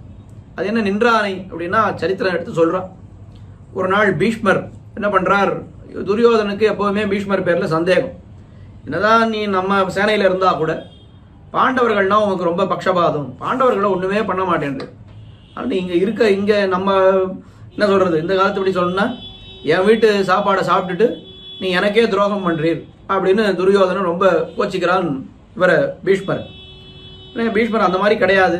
அஸ்தினாபுரத்தினுடைய அரியணையிலே யார் இருக்கிறாரோ அவளுக்கு தான் நான் எப்பவுமே இதுவா இருப்பேன்னு சபதமெல்லாம் பண்ணியிருக்கேன். அது ஒரு நாளும் மாறினதில்லை. எவ்வளவு சொன்னாலும் துரியோதனன் கேட்கல. சரி, உனக்கு நம்பிக்கை வரணுன்றதுக்காக இன்னைக்கு அர்ஜுனனை நான் என்ன பண்றேன் பாரு, நாளைக்கு யுத்தத்துல அர்ஜுனனை என்ன பாடுபடுத்துறேன்னு பாரு, அப்பவாது நீ என்ன நம்புறியா அப்படின்னு அவன் சொன்னார். பீஷ்மர் சொன்னார். என்ன, அந்த யுத்தத்திலே ஒரு நாள் பீஷ்மருக்கு நல்ல கோபம் வந்துடுறது. அர்ஜுனன் பேர்ல பானமா போட்டுட்டே இருக்க. அர்ஜுனனால பீஷ்மருடைய பானங்களை தாக்கு பிடிக்கவே முடியல. கொஞ்சம் விட்டா அர்ஜுனனை வதமே பண்ணிட்டு இருப்பார். அன்னைக்கு அவன் ரொம்ப திணறுகிறான். இதெல்லாம் பார்த்து கொண்டிருக்கிறான் கண்ணன். அவன் சாரதியா சொல்லிய கீழன் பார்த்துட்டு இருக்கா. இவன் அர்ஜுனனால அவரை தாக்கு பிடிக்க முடியவில்லை என்பதை உணர்ந்தான். என்ன பண்றது, இவன் ஒரு வில் எடுத்து அம்பெடுத்து இவன் விடலாமா அப்படின்னா இவன் ஏற்கனவே சத்தியம் பண்ணிட்டான் ஆயுதம் எடுக்க மாட்டேன்னு. அப்ப இவனால ஆயுதம் எடுக்க முடியாது. இப்ப எப்படி அர்ஜுனனை காப்பாற்றுவது இந்த சமயத்துல அப்படின்னா வேற வழி தெரியல கண்ணனுக்கு. சட்டுன்னு இருந்துட்டு இருந்தானே, அதாவது வீத்திருந்து தேரை ஓட்டி கொண்டிருக்கிறான். நேர அர்ஜுனன் பேர்ல அம்புகள் பாய்கின்றன. எப்படி தடுக்கிறதுன்னு தெரியாம அர்ஜுனன் திணறுகிறான். கண்ணன் பார்த்தா என்ன பண்ணா, அர்ஜுனன் மேல பானங்கள் விழாம இருக்கணும்னு சொல்லி எழுந்து நின்று விட்டான். அப்படி எழுந்து நின்ற உடனே என்ன ஆயிடுத்து, பீஷ்மர் விட்ட அம்புகள் எல்லாம் உன்னுடைய மாறிலே என்ன திருமார்பிலே உன்னுடைய திருமுகத்திலே எல்லா இடத்துலையும் அப்படியே கிழிச்சுண்டு போறது. அம்புகள்லாம் அப்படியே ரத்தமா கொட்டுறது கண்ணனுக்கு. அத்தனை அம்புகளையும் வாங்கி கொண்டு அர்ஜுனனுக்காக வாங்கி கொள்கிறான். இது மகாபாரதத்திலே நடந்த சரித்திரம். அப்ப அர்ஜுனனால என்னைக்கு பீஷ்மரை எப்பொழுது தாக்கு பிடிக்க முடியவில்லையோ அப்போ என்ன பண்ணிட்டான் கண்ணன், அவன் இருக்க வேண்டிய கண்ணன் எழுந்து நின்று விட்டான். பத்தலர்விய கோல் கையில் கொண்டு பார்த்தன் தன் தேர் முன் நின்றானை. நின்றா என்ன ஆயிடுத்து, பாதி அம்பு கண்ணன் வாங்கிட்டான். மீதி பாதி அம்பை சமாளிச்சா போறான் அர்ஜுனன். அப்ப அவனுக்கு கொஞ்சம் அத்தனை அம்புகளை சமாளிப்பதை காட்டிலும் ஒரு பாதி அம்பு சமாளிச்சா போறோம்னு அவன் சுதாரிச்சுண்டு அந்த யுத்தத்தை பண்ணுகிறான். அதுக்கெல்லாம் என்ன காரணம், மொத்த அம்புகளையும் தன்னுடைய திருமார்பிலேயும் திருக்கைகளிலேயும் திருமுகத்திலேயும் கண்ணன் வாங்கி கொண்டதுதான் காரணம். ஒரு அடியவரை காப்பாற்றுவதற்காக எம்பெருமான் என்னவெல்லாம் பண்ணுகிறான் என்று மகாபாரதத்திலே பார்க்கிறோம். பெருமாளுடைய திருவுள்ளம் என்ன அப்படின்னா, இந்த திருக்கோலத்திலே தான் பக்தர்கள் என்னை சேவிக்க வேண்டும். ஒரு அடியவருக்காக நான் என்னவெல்லாம் பண்ணுவேன் அப்படின்றத எல்லாரும் தெரிஞ்சுக்கணும். தெரிஞ்சுட்டா தான் அந்த அடியவர்களுக்கு என்னுடைய பேரிலே ஒரு நம்பிக்கையே ஏற்படும் என்பதற்காக எம்பெருமான் என்ன பண்றார், இந்த பெருமாளுடைய திருமேனியை சேவித்தால் எப்படி இருக்கிறது, முகம் பூரா வடுக்களா இருக்கு. பார்த்தசாரதி பெருமாளை சேவித்தால் எந்த உலகத்துல எந்த பெருமாளுக்கும் இப்படி வடுக்களோட முகத்தை சேவிக்கவே முடியாது. எதுக்காக வடுக்களா இருக்கு அப்படின்னா அது பெருமாளுடைய திருவுள்ளம். ஒரு செவி வழி செய்தியா அதை அப்படியே ரொம்ப நாளா சொல்லிட்டு இருக்கான். இந்த ஊர்ல என்ன சொல்றா, அந்த மாதிரி விக்கிரகங்கள் பண்ணும் பொழுது, பெருமாளுடைய விக்கிரகம் பண்ணும் பொழுது இந்த மாதிரி முகம் வடுக்களோடவே வந்துட்டே இருந்துதான். ஒரு வாட்டி பண்ணா, 2 வாட்டி பண்ணா, ஏன் சரியா வரலையேன்னு மாத்தி மாத்தி பண்ணிட்டே இருக்கா. எத்தனை வாட்டி பண்ணாலும் அப்படியே வந்தது. உடனே பெருமாள் சொப்பனம் சாதிச்சார், நான் இப்படி இருக்கணும்னு தான் ஆசைப்படுறேன், இந்த திருக்கோலத்திலே எல்லாரும் என்னை பார்க்க வேண்டும்னு தான் ஆசைப்படுறேன், அதனால இப்படியே இருக்கட்டும், இப்படியே பிரதிஷ்டை பண்ணுங்கள்னு சொன்னாராம். அதனால அப்படியே எம்பெருமான் இருக்கிறார். பெருமாளை விசேஷமா அந்த வடுக்கள் எல்லாம் சேவிக்கணும்னா என்னைக்கு சேவிக்கலாம்னா ஜேஷ்டாபிஷேகம்னு ஆடி மாசம் பண்ணுவா. அன்னைக்கு அந்த கவச்சங்கள் எல்லாம் கூட களைஞ்சிட்டு பெருமாளுடைய அந்த ஸ்வயம் திருமேனியோடு சேவை திருமஞ்சனம் எல்லாம் நடக்கும். அப்போ பெருமாளை சேவித்தால் எத்தனை இடங்கள்ல எவ்வளோ வடுக்களோட எல்லாம் பீஷ்மரிடத்திலே வாங்கின அந்த வடுக்களோடு பெருமாளை சேவிக்கிறதுக்கு, ஐயோ இவ்வளோ கஷ்டப்பட்டிருக்காரு பெருமாள், ஒரு அடியவரை காப்பாற்றுறதுக்காக இவ்வளோ கஷ்டப்பட்டாரே பெருமாள், அப்போ இவர் தான் நமக்கு சரியான, நம்ம காப்பாற்றுவதற்கும் இவர் தான் சரியா நம்மளையும் காப்பாற்றுவார் அப்படின்ற நம்பிக்கை நமக்கு நிச்சயமாக அன்னைக்கு ஏற்படும். அப்படி பார்த்தம் தன் பத்தலர்விய கோல் கையில் கொண்டு பார்த்தம் தம் தேர் முன் நின்னானை. எவ்வளோ பெரிய விஷயம் அது. சொன்னா விவரிச்சுட்டே போலாம். அப்படிப்பட்ட எம்பெருமானை சித்தவை பணியால் முடிதுறந்தானை திருவல்லிக்கேணி கண்டேனே.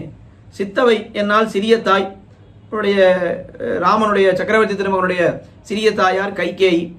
அவள் செய்த காரியத்தினாலே, அவள் சொன்ன சொல்லாலே என்ன எடுத்து முடிதுறந்தானை, பட்டாபிஷேகத்தை விட்டுட்டு பெருமாள் காட்டுக்கு போயிட்டார், வனவாசம் போயிட்டார். அந்த எம்பெருமானை திருவல்லிக்கேணி கண்டேனே. எல்லா கண்ணனுடைய சரித்திரத்தை அனுபவித்துக் கொண்டு வரும் பொழுது திடீர்னு ராமனுடைய சரித்திரத்தை சொல்லிட்டார் ஆழ்வார். ஆழ்வாருக்கே இது அப்படி சேர்த்து சேர்த்து அனுபவிப்பது தான் வழக்கம். இதுக்கு முன் திருமொழி திருவெம்புள், அதில் அங்கே இருக்கக்கூடியது வீர ராகவர். அவர் என்ன சொன்னார்? காசை ஆடை மூடியோடி காதல் செய்தானவனூர் வேயினன்ன தோள்மடவார் வெண்ணையுண்டான் இவனென்னு ஏசன் இன்ன எம்பெருமான் எவ்வுள் கிடந்தானே. அங்கே ராமனை பற்றி பாட வேண்டிய ஒரு விஷயம் அது. சக்கரவர்த்தி அங்கே இருக்க வீர ராகவன் தானே. ஆனால் அங்கே என்ன பாடிட்டார்? வேயினன்ன தோள்மடவார் வெண்ணையுண்டான் இவன் என்று ஏசன் இன்ன எம்பெருமான். ராமனை பாட வேண்டிய இடத்துல கண்ணனுடைய சரித்திரத்தை சொல்லி பாடுகிறார். இங்கே கண்ணனை பாட வேண்டிய இடத்துல ராமனுடைய சரித்திரத்தை சொல்லி பாடுகிறார். என்னால் ஆழ்வார்களுடைய அனுபவமே இந்த மாதிரி தான் இருக்கும், மாறி மாறித்தான் இருக்கும். அப்படிப்பட்ட பார்த்தசாரதி பெருமாளை திருவல்லிக்கேணி கண்டேனே என்று ஆழ்வார் முதல் பாசுரத்திலே தெரிவிக்கிறார். இரண்டாவது பாசுரத்திலே இந்த க்ஷேத்திரத்திலே வசிக்கக்கூடிய ஸ்திரீகளுடைய பெருமையை ஆழ்வார் தெரிவிக்கிறார். ஒரு க்ஷேத்திரத்தினுடைய பெருமையை சொல்லணும்னா அங்கே நிறைய ரிஷிகள் இருந்தா, வேதம் எப்போ பார்த்தாலும் சொல்லிட்டு இருந்தா, ஏன்னா அந்த மாதிரி எல்லாம் நிறைய பாசுரங்கள் பார்க்கிறோம். ஆனால் இந்த க்ஷேத்திரத்தில் என்ன பெருமை என்னால், ஒப்பவர் இல்லா மாதர்கள் வாழும் மாடமாமயிலை திருவல்லிக்கேணி என்ன க்ஷேத்திரத்தில் இருக்கக்கூடிய ஸ்திரீகளுடைய பெருமையை ஆழ்வார் ரொம்ப அழகாக பாடுகிறார். வேதத்தை வேதத்தின் சுவை பயனை விழுமிய முனிவர் விழுங்கும் கோதிலின் கனியை நந்தனார் களித்தை குவலயத்தோர் தொழுதேத்தும் ஆதியை அமுதை என்னை ஆளுடையப்பனை ஒப்பவர் இல்லா மாதர்கள் வாழும் மாடமாமயிலை திருவல்லிக்கேணி கண்டேனே. வேதத்தை சுவை வேதத்தின் பயனை என்று அன்வயம் பண்ணிக்கணும். வேதத்தை என்னால் வேதஸ்வரூபி எம்பெருமான் தான், வேதமே வழிபடுத்தவன். சுவை பயனை, சுவை வேதத்தின் பயனை. வேதத்தில் என்ன இருக்கு? அவரவர்கள் ருச்சிக்கு தக்கவாறு நிறைய பலன்கள் சொல்லியிருக்கா. உனக்கு இங்கே ஐஸ்வர்யம் வேணுமா, அதுக்கு வேதத்தில் அதுக்கு அந்த பலன் கிடைக்கணும்னா என்ன பண்ணணும்னு வேதத்தை சொல்றது. உனக்கு ஸ்வர்காதி போகங்கள் வேணுமா, அதுக்கு என்ன பண்ணணும், அதுவும் வேதம் சொல்றது. உனக்கு பகவானே வேணுமா, அது அந்த பலனை எப்படி பெறலாம், அதுவும் வேதம் சொல்றது. ஆக அப்படி அவரவர்கள் சுவைக்கு தக்கவாறு வேதம் என்ன சொல்றது, நிறைய பலன் விஷயங்களை எல்லாம் சொல்றது. ஆனா பலன் கொடுப்பவன் யாருன்னா, வேதம் சொல்லி ஒரு காரியத்தை பண்ணால் இந்த பலன் கிடைக்கும்னு சொல்றதே, அந்த காரியமே பலனை கொடுக்குமானா இந்த காரியம் ஒரு நாளும் பலன் கிடைக்காது, கொடுக்காது. இந்த காரியத்தாலே திருப்தி அடையக்கூடிய பகவான் தான் பலன் கொடுப்பான். அப்போ வேதத்தின் பயனை, வேதத்திலே சொல்லப்பட்டுள்ள கருமங்களினுடைய பலன்களை கொடுப்பவன் எம்பெருமான். விழுமிய முனிவர் விழுங்கும் கோதிலின் கனியை, சிறந்த முனிவர்களாலே அனுபவிக்கப்படுகின்ற கோதற்ற ரொம்ப குற்றமில்லாத கனி எம்பெருமான் என்னால் அவன் கனியை, கரும்பினின் சாற்றை என்றெல்லாம் ஆழ்வார் பாடுகிறார்கள். அப்படி இங்கே கோதிலின் கனியை, தோஷமே இல்லாத கனி போன்றவன் எம்பெருமான். கனி போன்றவன் என்ன சொன்னால் என்ன அர்த்தம்? ரொம்ப அனுபவிப்பதற்கு ரொம்ப போக்கியமாக இருக்கக்கூடியவன். நந்தனார் கழித்து, நந்தனார் கழித்தை, நந்தனார் களி, நந்தகோபன் உடைய பிள்ளையாக பிறந்தான் எம்பெருமான். அவன் பிள்ளையாக வளர்ந்தான். அவன் எப்படி இருக்கிறான் என்னால் ஆனைக்கன்று போன்ற, களிறு என்னால் ஆனைக்கன்று, நந்தனார் கழித்தை குவலயத்தோர் தொழுதேத்தும் ஆதியை, பூமியிலே இருக்கக்கூடிய எல்லோரும் தொழுது ஏத்தும்படியான ஆதி.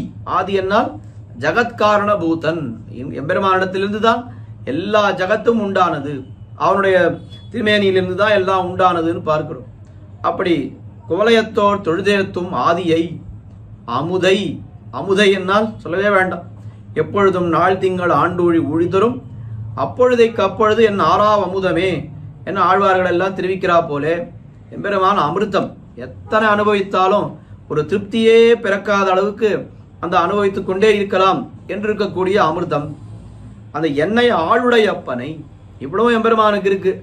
ஆனா எனக்கு அவனுக்கும் என்ன தொடர்பு அப்படின்னா, இல்லை என்னை திரும்பியே பார்க்கல சுவாமி அப்படின்னா பிரயோஜனம் இல்லை. இப்போ எனக்கு சுவாமியானவன், என்னை அடிமை கொண்டவன், என்னை ஆளுடை அப்பனை என்னிடத்திலே கைங்கரியம் கொண்டு கொள்கிறான் எம்பெருமான். எத்தனையோ பேரிடத்திலே எம்பெருமான் நித்திய முக்தர்களிடத்திலே கைங்கரியம் கொள்ளுகிறான், தேவர்களிடத்திலே முனிவர்களிடத்திலே எல்லாம் கைங்கரியம் கொள்கிறான்.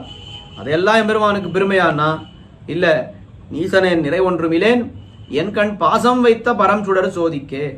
நம்ம போன்றவர்களிடத்திலே அபிமானம் வைத்து நம்மிடத்திலே ஒரு சின்ன கைங்கரியம் எம்பெருமான் கொண்டானால் அதுதான் அவனுக்கு பெருமை என நம்மாழ்வார் தெரிவித்தார். என் கண் பாசம் வைத்தான், அதனாலே பரம் சுடர் சோதியாக ஆனான் என்னெல்லாம் அங்கே பார்க்கிறோம். அதுபோல என்னை ஆளுடை அப்பனை ஒப்பவரில்லா மாதர்கள் வாழும் மாடமாம இலை திருவல்லிக்கேணி கண்டேனே. ஒப்பற்ற ஸ்திரீகள் வாழக்கூடிய திருவல்லிக்கேணி. இந்த ஸ்திரீகளுக்கே உண்டான ஒரு பெருமை என்ன அப்படின்னா, இந்த ஸ்வரூபத்தை உணர்ந்த ஸ்திரீகள்னு காட்டு. தங்களுடைய ஸ்வரூபத்தை எல்லாம் நன்றாக தெரிந்திருக்கக்கூடிய ஸ்திரீகள். அது யாரு? அந்த ஸ்திரீகளுக்கு யார் தலைவி என்னால், இந்த ஊரிலேயே அவதரித்த வேதவல்லி தாயார் தான் அந்த ஸ்திரீகளுக்கு தலைவி. இருக்கிறவாளே ஒப்பற்றவர்களாக இருந்தார்னா அப்ப அவர்களுடைய தலைவியான தாயார் இவள் எப்படி இருப்பார்? அந்த அவருடைய சரித்திரமும் புராணத்திலே ரொம்ப அழகாக தெரிவிக்கப்படுகிறது. திருப்பார்க்கடலிலே எம்பெருமானுக்கும் தாயாருக்கும் பெரிய பிராட்டியாருக்கும் ஒரு ஊடல் ஏற்பட்டதாம். அதனால கோபித்துக்கொண்டு பெரிய பிராட்டியார் என்ன பண்ணிட்டா, இங்கே பிருகுவனுடைய பெண்ணாக இங்கே திருவல்லிக்கேணியிலே அவதரித்தாள். பிருகுவனுடைய பெண் பார்கவி. இங்கே அவளுக்கு வேதவல்லி என்று திருநாமமிட்டு அவர் அந்த பிருகுவானவர் ரொம்ப செல்லமாக அவளை வளர்த்து கொண்டிருந்தார். ரங்கநாதர் திருப்பார்க்கடலிலிருந்து புறப்பட்டு அவரே வந்து நான் இந்த பெண்ணை கல்யாணம் பண்ணி கொள்கிறேன் அப்படின்னு சொன்னார். அப்போ மமநாதஹா மன்னாதஹா என்று அந்த தாயார் சொன்னதாகும். அதனால இந்த எம்பெருமானுக்கு ஸ்ரீமன்னாதன் அப்படின்னு திருநாமம் ஏற்பட்டது. கூட உற்சவங்கள்லாம் நடக்கும்பொழுது ஸ்ரீமன்னாதன் புறப்பாடு, ஸ்ரீமன்னாதன் திருமஞ்சனம், அப்படிதான் இங்க மூலவர் ரங்கநாதர், உற்சவர் ஸ்ரீமன்னாதன், ஏன்னா அப்படிதான் இந்த திவிதேசத்திலே வழக்கம். ரங்கநாதர் மூலவர் இருக்காரே, அவர் எங்கிருந்து வந்தார்? திருப்பார்க்கடலிலிருந்து வந்தார். இங்கே திருப்பார்க்கடலிலே என்ன திருக்கோலத்திலே இருந்தாரோ அப்படியே வந்து விட்டார்.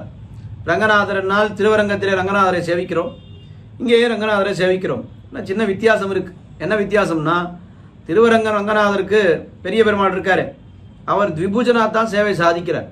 யாரோ சில பக்தர்களுக்கு தான், திருப்பானாழ்வார் முதலான பக்தர்களுக்கு தான் அவர் கையினார் சுரிசங்கனால் ஆழியர் நீழ்வர போல் மெய்யனார் என்று சங்கு சக்கரத்தோடு சேவை சாதிப்பார். நம்ம போன்றவர்கள் போனாக்கா த்விபுஜ சேவை தான். ஆனால் இங்கே எப்படி ரங்கநாதர் எப்படி அப்படின்னு கேட்டால், அவர் பண்டித பாமர வாசியின்றிருக்கே, பக்தனா அபக்தனா எந்த வித்தியாசமும் இல்லாமல் யார் வந்தாலும் சதுர்புஜனாகவே சேவை சாதிப்பது ரொம்ப விசேஷம். ஆக இங்கே இந்த பாசுரத்திலே தாயாரை, அதாவது ஒப்பவர் இல்லா மாதர்கள் வாழும் மாடமாமயிலை திருவல்லிக்கேணி சொன்னதுனாலே இந்த ஊரில் இருக்கக்கூடிய ஸ்திரீகள், அந்த ஸ்திரீகளுக்கு தலைவியான வேதவல்லி தாயார், அவளை அப்படியே ஆழ்வார் இங்கே பாடுகிறார் என்று ரொம்ப அழகாக நாம் அனுபவிக்கலாம் இரண்டாவது பாசுரத்திலே. அடுத்தது மூன்றாவது பாசுரம். இதற்கு மேலே சில பாசுரங்கள், 2-3 பாசுரங்களிலே கண்ணபிரானுடைய சரித்திரத்தை, பல சரித்திரங்களை எல்லாம் சொல்லி அனுபவிக்கிறார். அந்த எம்பெருமானை திருவல்லிக்கேணியிலே சேவித்தேன் என ஆழ்வார் ரொம்ப அற்புதமாக பாடுகிறார். மூன்றாவது பாசுரம். பஞ்சனை செய்ய தாயுருவாகி வந்த பேய் அலரிமண் சேர நஞ்சமர் முலையூடு இருசக உண்டா நாதனை தானவர் கூத்தை பிஞ்சவானவர் சாரணர் சித்தர் பியந்துதி செய்ய பெண்ணுருவாகி அஞ்சுவை அமுதமன் அளித்தானை திருவல்லிக்கேணி கண்டேனே. வஞ்சனை செய்ய தாயுருவாகி, பூதனையினுடைய சரித்திரத்தை ஆழ்வார் பாடுகிறார். ரொம்ப வஞ்சனை செய்ய, கபடமாக கொல்வதற்காக வந்தாள் அந்த பூதனை என்கிற அரக்கி. வரும்பொழுது என்ன வேஷத்தை எடுத்துட்டான்னா, தாய் வேஷத்தை எடுத்துட்டா. தாய் வேஷத்தை எடுத்துட்டா, அந்த தாய் வேஷத்துக்காவது ஒரு மரியாதை இருக்க வேண்டாமோ? அந்த வேஷத்தை போட்டுண்டு யாராவது குழந்தையே கொல்வதற்கு முயற்சிப்பாளா? ஆனால் அவள் பண்ணாள். வஞ்சனை செய்ய தாயுருவாகி வந்த பேய். அவள் என்ன ஆனாள்? அலறி அப்படியே கதறிக்கொண்டு மண் சேர அப்படியே தரையிலே விழும்படியாக நஞ்சு அமர் முலையூடு உயிர் செக உண்ட, விஷம் தடவின அவளது முளைப்பாலை கொடுத்து தானே குழந்தைய முடிக்கணும்னு வந்தா. இந்த முளைப்பாலை குடிக்கிற மாதிரியே கண்ணன் என்ன பண்ணிட்டான்? அவளுடைய உயிரையும் சேர்த்து குடித்து விட்டான். நஞ்சமர் முலையூடு உயிர் செக உண்ட நாதனை, அப்படிப்பட்ட எம்பெருமானை சுவாமியை, தானவர் கூத்தை அசுரர்களுக்கு யமன் போன்றவன் எம்பெருமான், கெட்டவர்களுக்கு யமன் போன்றவன். அவன் விஞ்சை வானவர் சாரணர் சித்தர் வியந்துதி செய்ய பெண்ணுருவாகி.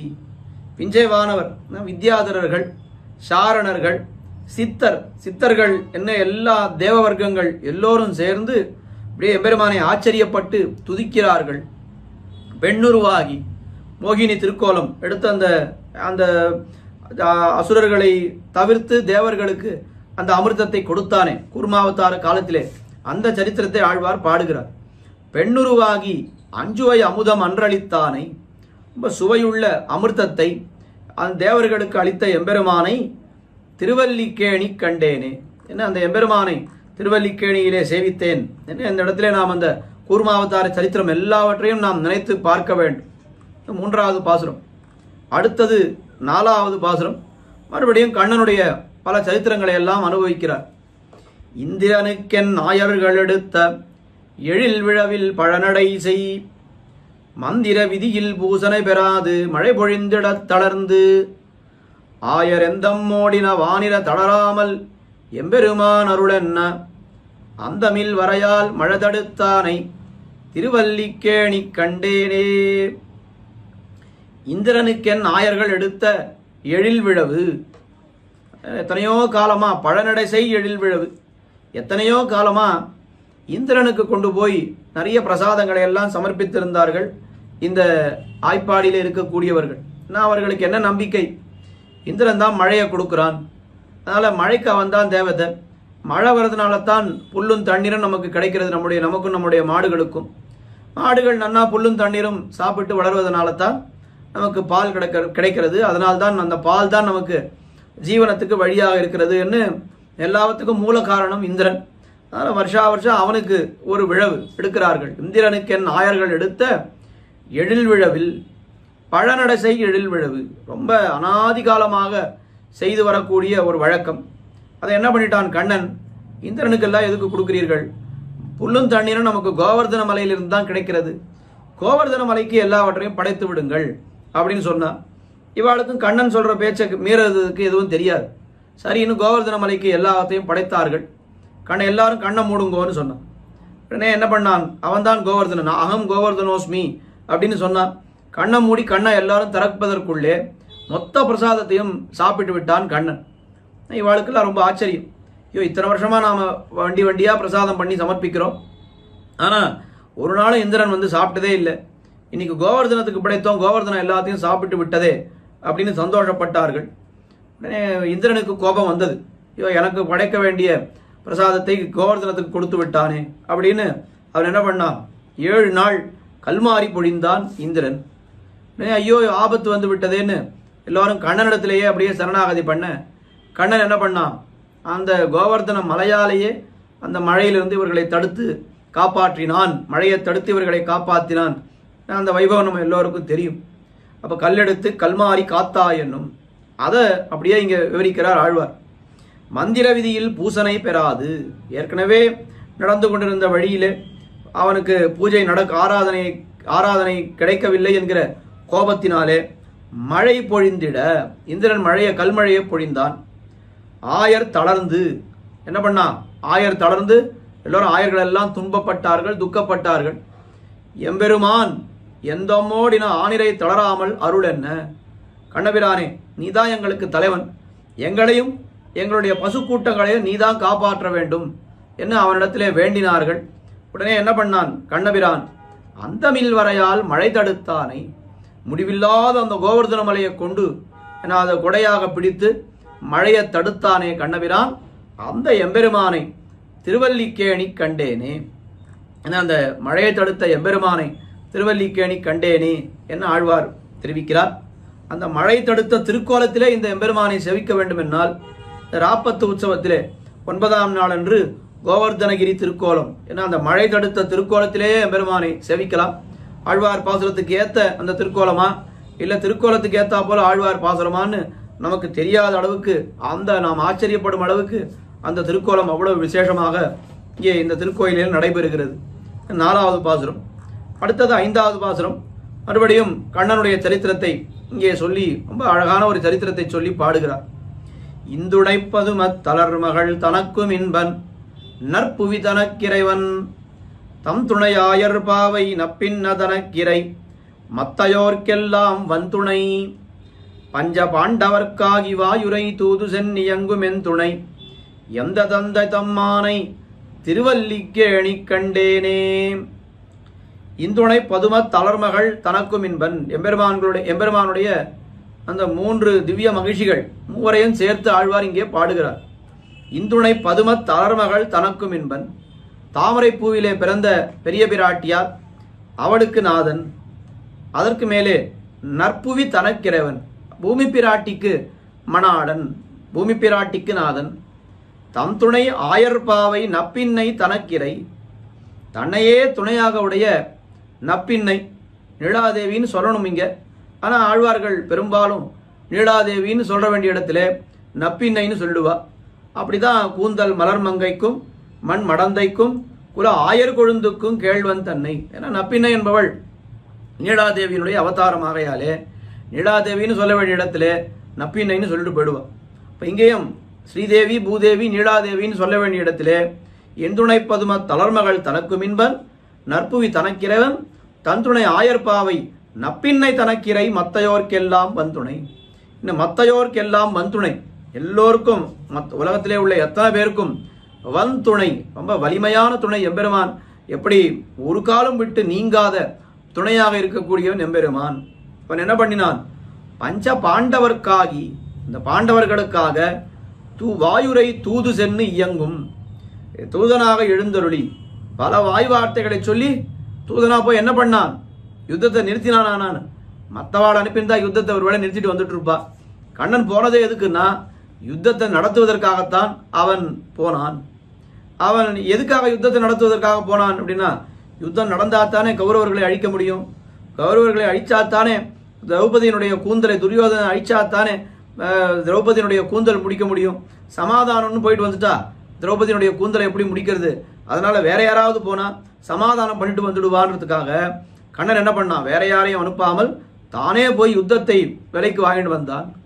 அதனால தூது சென்னு வாயுரை இயங்கும் என் துணை, அப்படி அடியவரை காப்பாற்றுவதற்காக என்னவெல்லாம் எம்பெருமான் பண்ணுகிறான். அப்படிப்பட்ட என் துணை, விசேஷமாக எனக்கு துணையாக, எல்லோருக்கும் துணை, எனக்கும் துணை. அவன் என்ன பண்ணான்? எம்பெருமானார் கூட அகில ஜகத் சுவாமின் அஸ்மத் சுவாமின் என்று விசேஷமாக தனக்கு சுவாமி என்று தெரிவித்தார். இல்லை, ஆழ்வார்களுடைய பாசுரங்களில் இருந்துதான் எம்பெருமானார் அப்படிப்பட்ட பிரயோகத்தை எல்லாம் பண்ணினார் என்று பார்க்கிறோம்.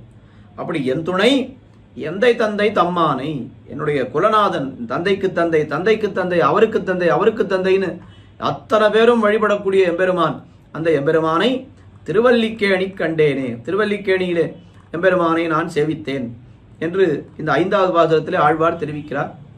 6வது பாசுரம் மறுபடியும் கண்ணனுடைய ஒரு சரித்திரத்தை சொல்லியே ஆழ்வார் எம்பெருமானை அனுபவிக்கிறார்.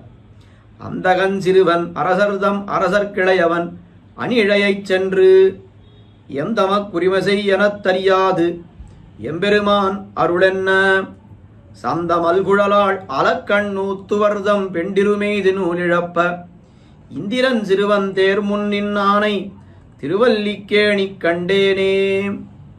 அந்தகன் சிறுவன், அந்தகன் என்னால் குருடன். குருடன் யாரு? திருதராஷ்டிரன், அவன் குருடன். எம்பெருமானார் ரொம்ப விசேஷமா அவனை பத்தி சொல்லும் பொழுது கீதா பாஷ்யத்தினுடைய தொடக்கத்திலே அவன் வெளிக்கண் மட்டும் தெரியாதவன் இல்ல, உட்கண்ணும் தெரியாதவன், சர்வாத்மனா அந்தகா அப்படின்னு தெரிவிக்கிறார். மனசுக்குள்ள கொஞ்சமாவது நியாய தர்மத்தை பார்த்தா இப்படிப்பட்ட யுத்தத்தை நடந்து தன்னுடைய குலம் அழிவதற்கு யாராவது சம்மதிப்பாளா? அவ்வளவு பேராசை அவனுக்குன்னு. அவனுக்கு வெளிக்கண்ணு மட்டும் தெரியல, உட்கண்ணும் சேர்ந்தே அவனுக்கு அழிந்து விட்டது, தெரியாமல் இருந்தது என்று தெரிவித்தார் எம்பெருமானார். அப்படிப்பட்ட அந்தகன் அவன் சிறுவன், அரசர்தம் அரசர்கிளையவன். அவனுடைய பிள்ளை துரியோதனன். அவன் யாரு அப்படின்னா அரசர்தம் அரசர்கிளையவன், ராஜாதி ராஜன் என்று தன்னை மதித்திருந்த, எனக்கு மிஞ்சின ராஜா யாருன்னு நினைத்திருந்தான் அப்படிப்பட்ட துரியோதனன். இளையவன் அவனுடைய தம்பியான துஷாசனன், அவன் தானே இந்த திரௌபதியினுடைய புடவையெல்லாம் பிடித்து இழுத்தான். அந்த துஷாசனன் அணிழையை சென்று அழகிய ஆபரணங்களை எல்லாம் அணிந்து கொண்டிருந்த திரௌபதி இடத்திலே போய் எந்தமக் குறிம செய்யன, நீ எங்களுக்கு அடிமை, உன்னை இந்த சூதாட்டத்திலே உன்னை தோற்றுவிட்டார்கள் உன்னுடைய கணவன்மார்கள். அதனால் இன்னிலிருந்து இப்பொழுதிலிருந்து நீ எங்களுக்கு வேலைக்காரி, எனக்கு அடிமை, நான் சொன்னதையெல்லாம் நீ பண்ண வேண்டும் என்று சொன்னான். பல கேள்விகள் திரௌபதி அங்கே கேட்கிறாள். ஆனால் எதையும் மதிக்காமல் அப்படியே அவளை தரன்னு இழுத்துட்டு வரான் துஷாசனன். இந்த சமயத்திலே அவள் என்ன பண்றா, பகிஷ்டையாக கூட இருக்கா, வீட்டுக்கு விலக்காக இருக்கிறாள் என்று கூட நாம் பார்க்கிறோம். அப்படி அவளை ராஜசபையிலே இழுத்து கொண்டு வந்து எந்தவ குறிமை செய் என தெரியாது, நீ எங்களுக்கு அடிமைன்னு அவள்லாம் சொல்றா துரியோதனாதிகள். அது அவளுக்கு தரிக்க முடியாமல் எம்பெருமான் அருள் என்ன. அந்த சமயத்திலே பெரிய சரணாகதியை பண்ணினாள் திரௌபதி கண்ணனை நினைத்து. உடனே எம்பெருமான் என்ன பண்ணார், சந்தம் அல்குழலாள் அலக்கண் நூத்துவர்தம், ரொம்ப அழகான இருண்ட கூந்தலை உடைய திரௌபதி, அவனுடைய மன வருத்தத்தை, இந்த திரௌபதிக்கு எவ்வளவு மன வருத்தம் இருந்ததோ, 100 வருடம் பெண்டிருமெய்தி, இவளுடைய மன வருத்தத்தை எடுத்து என்ன பண்ணிட்டான் கண்ணன், இந்த 100ஆல பெருக்கினான். 100ஆல பெருக்கிட்டு 100 பாகங்கள், அதாவது 100 பாகங்கள் ஆக்கல, 100 பாகங்கள் ஆக்கினா குறைஞ்சு விடுமே, 100ஆல பெருக்கி ஒவ்வொரு பாகத்தையும் துரியோதனாதிகள் அவளுடைய மனைவிமார்கள் ஒத்தொத்தருக்கும் கொடுத்துட்டான். ஏன்னா என்ன ஆயிடுத்து, மொத்த பேரும் கௌரவ அத்தனை பேரும் யுத்தத்தில் போயிட்டாளோ இல்லையோ, அதுக்கு அவளுடைய மனைவிமார்கள்லாம் அழுதுண்டே இருக்க வேண்டியது தானே. 100 வருடம் பெண்டிருமெய்தி நூலிழப்ப, இத்தனை பேருக்கு அந்த திருமாங்கல்யமானது போகும்படியாக அவர்களுடைய கணவன்மார்கள் எல்லாரும் அந்த கணவன்மார்களை இழந்து விட்டார்கள். 100 வருடம் பெண்டிருமெய்தி நூலிழப்ப இந்திரன் சிறுவன் தேர் முன் நின்னானை திருவல்லிக்கேணி கண்டேனே. இந்திரன் சிறுவன், இந்திரனுடைய பிள்ளை யாரு, அர்ஜுனன் தான் இந்திரனுடைய பிள்ளை. அது மகாபாரதத்தில் பார்த்தால் குந்தி ஏதோ ஒரு வரம் வாங்கிட்டு இருந்தா, அவன் யமதர்மராஜனுக்கு யமதர்மராஜனுடைய அனுகிரகத்தாலே தர்மபுத்திரனை பெற்றாள், வாயுவினுடைய அனுகிரகத்தாலே பீமனை பெற்றாள், இந்திரனுடைய அனுகிரகத்தாலே அர்ஜுனனை பெற்றாள்னா இந்திரன் சிறுவன், இந்திரனுடைய பிள்ளை அர்ஜுனன். அப்படி இந்திரன் சிறுவன் தேர்முன் நின்றானை மறுபடியும் நாம் நினைத்து பார்க்க வேண்டும். பார்த்தன் தன் தேர்முன் நின்னானைன்னு என்னவெல்லாம் அனுபவித்தோமோ அதை மறுபடியும் இங்கே எல்லாம் ஞாபகம் வைத்து அதை அனுபவிக்க வேண்டும். அப்படி இந்திரன் சிறுவன் தேர்முன் நின்னானை திருவல்லிக்கேணி கண்டேனே. இந்த 6வது பாசுரத்திலே கண்ணபிரானுடைய சரித்திரத்தை அற்புதமாக 4-5 பாசுரமாக கண்ணபிரானுடைய சரித்திரத்தை அனுபவித்தார். மேலே இருக்கக்கூடிய 3 பாசுரங்கள் இங்கே எழுந்தருள் இருக்கக்கூடிய எம்பெருமான்களை பற்றி அனுபவித்து தலை கட்டுகிறார். 7வது பாசுரம் சக்கரவர்த்தி திருமகன் விஷயமான பாசுரம்.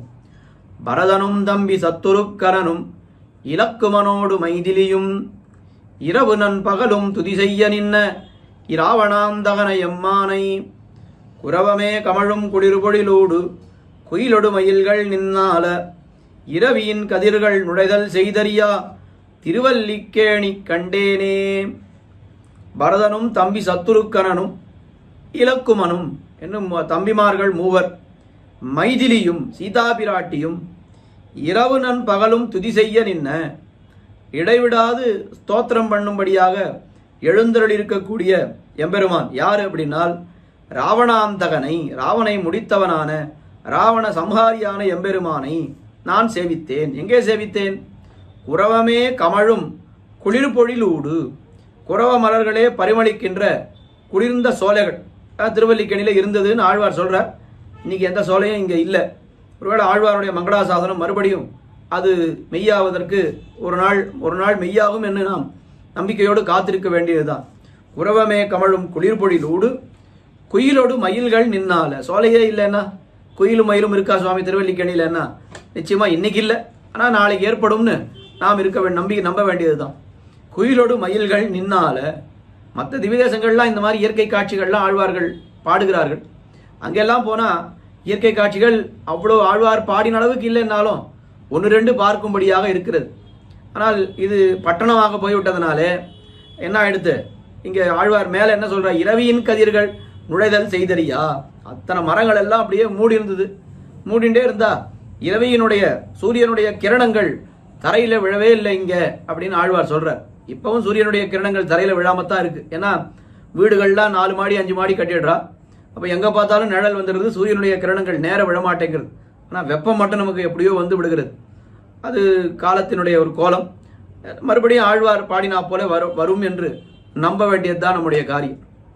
அப்படி இரவியின் கதிர்கள் நுழைதல் செய்தறியா திருவல்லிக்கேணி கண்டேனே. எம்பெருமானை சக்கரவர்த்தி திருமகனை குடும்ப சமேதராக சீதா பிராட்டி என்ன, லக்ஷ்மணன் என்ன, இளைய பெருமாள் என்ன, பரதாழ்வான், சத்ருகன் ஆழ்வான் ஆகிய 4வரோடு சேர்ந்து நான் இங்கே சேவித்தேன். நீ என்னைக்கும் நாம் போய் பெருமாளை சேவித்தால் சக்கரவர்த்தி திருமகன் குடும்ப சமேதராய் எழுந்துள்ளிருக்கிறார், ராம பரிவாரமாய் எழுந்துள்ளிருக்கிறார். ஒரு பக்கம் பரதாழ்வான், ஒரு பக்கம் சத்ருகன் ஆழ்வான் அவ பணிவிடை செய்கிறார்கள். இந்த எம்பெருமான் சக்கரவர்த்தி திருமகனுக்கு சீதா பிராட்டி ஒரு புறம், இளைய பெருமாள் ஒரு புறம் என்று அப்படி குடும்ப சமேதராய் நேர அவருக்கு எதிரே திருவடி, அவர் அக்ரே வாசயதி பிரபஞ்சன சுதே என்கிற அந்த ஒரு கிரமத்திலே அழகாக அவர் எழுந்துள்ளிருக்கிறார். கோயிலுக்கு நேர திருவடி கோயில் என்பது புஷ்கரணியை தாண்டி இருக்கிறது, அது எல்லா கோயிலையும் இருக்கிறது. ஆனால் இங்கே இன்னொரு திருவடி, சிறிய திருவடி இன்னொரு திருவடியாக சக்கரவர்த்தி திருமகனுக்கு நேர எழுந்துள்ளிருக்கிறா போல எழுந்து ராமனுடைய பரிவாரம்னு சொன்னா திருவடி இருந்தால் தானே அந்த பரிவாரம் பூர்த்தி அடையும். அதனால அவரும் அங்கே எழுந்துள்ளிருக்கிறார். அப்படிப்பட்ட சக்கரவர்த்தி திருமகனை திருவல்லிக்கேணி கண்டேனே என்ன ஆழ்வார் ரொம்ப அழகா பாடுகிறார் 7வது பாசுரத்தை. அடுத்தது 8வது பாசுரம். இங்கே யோக நரசிம்மர் தெள்ளிய சிங்கமாகிய தேவை திருவல்லிக்கேணி கண்டேனே என்று நரசிம்மனுடைய சரித்திரத்தை சொல்லி அந்த எம்பெருமானை இங்கே சேவித்தேன் என்று ஆழ்வார் தெரிவிக்கிறார். பள்ளியிலோதி வந்ததன் சிறுவன் வாயிலோர் 1000 நாமம் உள்ளியவாகி போதவாங்கதனுக்கு உண்ணுமோர் பொறுப்பிலனாகி பிள்ளையைச் சீறி வெகுண்டு தூண் புடைப்ப பிறையை தனல் விழிப்பேழ்வாய் தெள்ளிய சிங்கமாகிய தேவை திருவல்லிக்கேணி கண்டேனே. சரித்திரம் எல்லாருக்கும் தெரியும். பள்ளியிலோதி வந்த தன் சிறுவன், பள்ளிக்கூடம் போய் படிச்சுட்டு வரான் பிள்ளை. என்ன படிச்சேன்னு தகப்பனார் கேட்கிறார். யாருக்கு தகப்பனார்? ஹிரண்யன் தான் தகப்பனார். என்ன படிச்ச? நம்ம கூட பசங்கள்லாம் பள்ளிக்கூடம் போயிட்டு இருந்தா இன்னைக்கு என்ன சொல்லி கொடுத்தான்னு கேட்குறோம். அவனுக்கு என்ன சொல்லி கொடுத்துருக்கா? இன்னைக்கு அவன் சின்ன வயசுலேயே அவன் கர்ப்பத்திலேயே எல்லாம் தெரிஞ்சுட்டான். அது நாரதர் சொல்லி அவருடைய தாயாருடைய கர்ப்பத்தில் இருக்கும் பொழுதே பகவானை பற்றி அவன் நன்னா தெரிந்து கொண்டு விட்டான். பிறக்கும் பொழுதே அவன் ஜாயமான கடாட்சத்தோடு பிறந்து பெரிய பக்தனாக இருந்தான். அந்த சரித்திரங்கள் நமக்கு தெரியும். பள்ளிக்கூடத்துக்கு போயிட்டு வந்தோடனே என்ன சொல்றான்? அவன் வாயில் ஒரு 1000 நாமம், சகசிரநாமத்தை அவன் சொல்றான். எம்பெருமானுடைய சகசிரநாமத்தை சொல்லுகிறான் அந்த பிரகலாத். உள்ளியவாகி போதவான் அதனுக்கு தன் சிறுவன் வாயில் 1000 நாமம் எம்பெருமான், அதாவது எம்பெருமானுடைய 1000 நாமங்களை சொன்னான். அதை கேட்டான் இரண்யன். அது அவனுக்கு பொறுக்கலை. ஒள்ளிய ஆகி போத ரொம்ப அழகாக உச்சரிக்கப்பட்ட 1000 திருநாமங்கள். நாம சகசிரநாமம் சொல்றா போல இல்லை. நாம் 1000 திருநாமங்கள்ல 2000 தப்புக்கு மேல பண்றோம். என்ன வார்த்தைகள் எப்படி சேருகிறது, எப்படி பிரிக்கிறது அது நமக்கு தெரியாது. ஆனால் எப்படி சொன்னாலும் எம்பெருமானுக்கு அது எங்கனே சொல்லிலும் இன்பம் பயக்குமே, அது வேற விஷயம். ஆனால் ரொம்ப அழகா ஸ்பஷ்டமா தெளிவாக ஓதுகிறான் அந்த பிரகலாதன். ஆங்கு அதனுக்கு ஒரு பொறுப்பிலனாகி அது பொறுக்கல இந்த ஹிரண்யனுக்கு. உடனே என்ன பண்ணான்? பிள்ளையை சீறி வெகுண்டு பிரகலாதன் மீது ரொம்ப கோபம் கொண்டு, அவன் ஏதோ நாராயணன் நாராயணன்றியே, அவன் எங்கே இருக்கிறான் அப்படின்னு கேட்டா நிறைய வாத பிரதிவாதங்கள் நடக்கின்றன. அவன் எங்கே இருக்கிறான்? தூணிலும் இருக்கிறான், துரும்பிலும் இருக்கிறான்னு சொன்னான். எங்குமுடன் கண்ணன் என்ன மகனை காய்ந்து இங்கு இல்லையா என்று இரணியன் தூண் புடைப்ப அங்கு அப்பொழுதே அவன் வீய தோன்னிய என் சிங்கப்பிரான் என்று தூண் புடைப்ப அளந்திட்ட தூணை அவன் தட்ட ஆங்கே வளர்ந்திட்டு வாளுயிர் சிங்க உருவாய் உளந்தொட்டிரணியன் உன்மார் பகலம் பிளந்திட்ட கைகளால் சப்பாணி. நீ எவ்வளவு அழகழகா ஆழ்வார்கள் எல்லாம் அனுபவித்திருக்கிறார்கள். பிற எயிறு அனல்விழி பேழ்வாய் தெள்ளிய சிங்கம் ஆகிய தேவை. அந்த சமயத்தில் அவன் எப்படி வந்தான்? பிற எயிறு, அந்த பற்கள் எல்லாம் ஒன்னொன்னும் சந்திரனுடைய பிறை போல பெருசா அப்படி கூர்மையா இருந்துதான். அனல் விழி நெருப்பு பறக்கின்ற விழி, பேழ்வாய் பெரிய பெரிய வாய். அந்த வாயை திறந்துட்டு அவன் ஒரு கர்ஜிக்கும் பொழுது சப்தலோகங்களும் பயந்தது, நடுங்கின என்னெல்லாம் பார்க்கிறோம். அப்படி கோபத்தோடு வந்த அந்த நரசிம்ம பெருமான் கடைசியில் என்ன எடுத்து இரண்டனை முடித்து பிரகலாதன் அவனை ஸ்தோத்திரம் பண்ணின பிற்பாடு கோபம் தெளிந்தான், சாந்த மூர்த்தியாக ஆனான் அப்படின்னு பார்க்கிறோமே. அந்த கோபம் தெளிந்த மூர்த்தியாக எம்பெருமானை சேவிக்க வேண்டும் என்னால் எங்க சேவிக்கலாம்? இங்கே சேவிக்கலாம். தெள்ளிய சிங்கம் ஆகிய தேவை திருவல்லிக்கேணி கண்டேனே. தெள்ளிய சிங்கம், தெள்ளிய சிங்கம்னா என்ன அர்த்தம்? ரொம்ப கோபமெல்லாம் போய் ரொம்ப தெளிந்த ஒரு திருமுகத்தோடு சேவை சாதிக்கிறார். உற்சவர் மூலவரை போய் சேவித்தால் யோக நரசிம்மர், அவர் யோகத்திலே வீத்திருந்த திருக்கோரம். உற்சவர் நரசிம்மன் தெள்ளிய சிங்கர்னு பேர். ஆனால் அவருக்கு சிம்ம முகமே கிடையாது. சிம்ம முகம் இல்லாமல் தெளிந்த முகத்தோடு அவர் ஒரு கையிலே அபய அஸ்தத்தோடு இன்னொரு கையிலே ஆஹ்வானஸ்தம்னு சொல்லுவா. இப்படி இப்படி காட்டி கூப்பிடுற மாதிரி இருக்கும். அந்த ஆஹ்வானஸ்தத்தோடு நரசிம்மன்னு நினைத்து நீ பயப்பட வேண்டாம், நான் கோபமெல்லாம் எனக்கு தீர்ந்து விட்டது, தெளிந்துதான் இருக்கிறேன், தாராளமாக என்னிடத்துல வரலாம் என்று நம்மை அழைத்து நமக்கு வாழ்வு கொடுக்கக்கூடிய ஒரு திருக்கோலத்திலே இந்த எம்பெருமான் சேவை சாதிக்கிறார். தெள்ளிய சிங்கம் ஆகிய தேவை திருவல்லிக்கேணி கண்டேனே. மேற்கே திருமுக மண்டலம் இந்த யோக நரசிம்மருக்கும் தெள்ளிய சிங்க பெருமாளுக்கும் அவருக்கென்று தனி வாசல், தனியாக துவஜஸ்தம்பம், பலிபீட்டம், தனியாக பெரிய திருவடி என தனி கோயில்னே சொல்லலாத ஒரே கோயில் இருக்கக்கூடிய தனியா துவாரபாலகர்கள் எல்லாம் அவருக்கு தனியாக உற்சவங்கள், தனியாக பிரம்மோற்சவம் என்ன 2 பேருக்கும், அதாவது பார்த்தசாரதி பெருமாளுக்கு என்னென்ன உற்சவங்கள்லாம் நடக்கிறதோ அது எல்லாம் நரசிம்மருக்கும் நடக்கிறா போலே விசேஷமான ஏற்பாடுகள்லாம் இந்த கேத்திரத்திலே பண்ணியிருக்கிறார்கள். அப்படிப்பட்ட தெள்ளிய சிங்கமாகிய தேவை திருவல்லிக்கேணி கண்டேனே என்ன இந்த நரசிம்ம பெருமானை பாடுகிறார் 8வது பாசுரத்திலே. 9வது பாசுரத்திலே என்ன இருக்கக்கூடிய ஒரு பெருமாள் கஜேந்திர வரதர், அவரை பற்றி பாசுரம் இது. மீனமர் பொய்கை நான்மலர் கொய்வான் வேட்கையினோடு சென்னிழிந்த காணமர் வேழங் கையெடுத்தளர கராவதன் காலினை கதுவ ஆனையின் துயரம் தீரப் புள்ளூர்ந்து சென்று நின்னாழி தொட்டானை தேனமர் சோலை மாடமாமயிலை திருவல்லிக்கேணி கண்டேனே. இது ரொம்ப அழகான சரித்திரம், கஜேந்திர ஆழ்வாருடைய சரித்திரம். அதை பல ஆழ்வார்கள் பல விதமாக பாடியிருக்கிறார். இவர் ரொம்ப அழகாக அதை பாடுகிறார். அதாவது கொடியவாய் விலங்கின் உயிர் மலங்க கொண்ட சீத்த முன் ஒன்றுளதறிந்து திருமங்கி ஆழ்வாரே கீழே மேலே ஏழையதனல்ல பாடப்போகிறார். கடிகள் பூம்பொழில் காமரு பொய்கை வைகு தாமரை வாங்கிய வேழம் முடியும் வண்ணமோர் முழுவலி முதல பத்தா நான் அப்படி ஆழ்வார் பாடப்போகிறார்.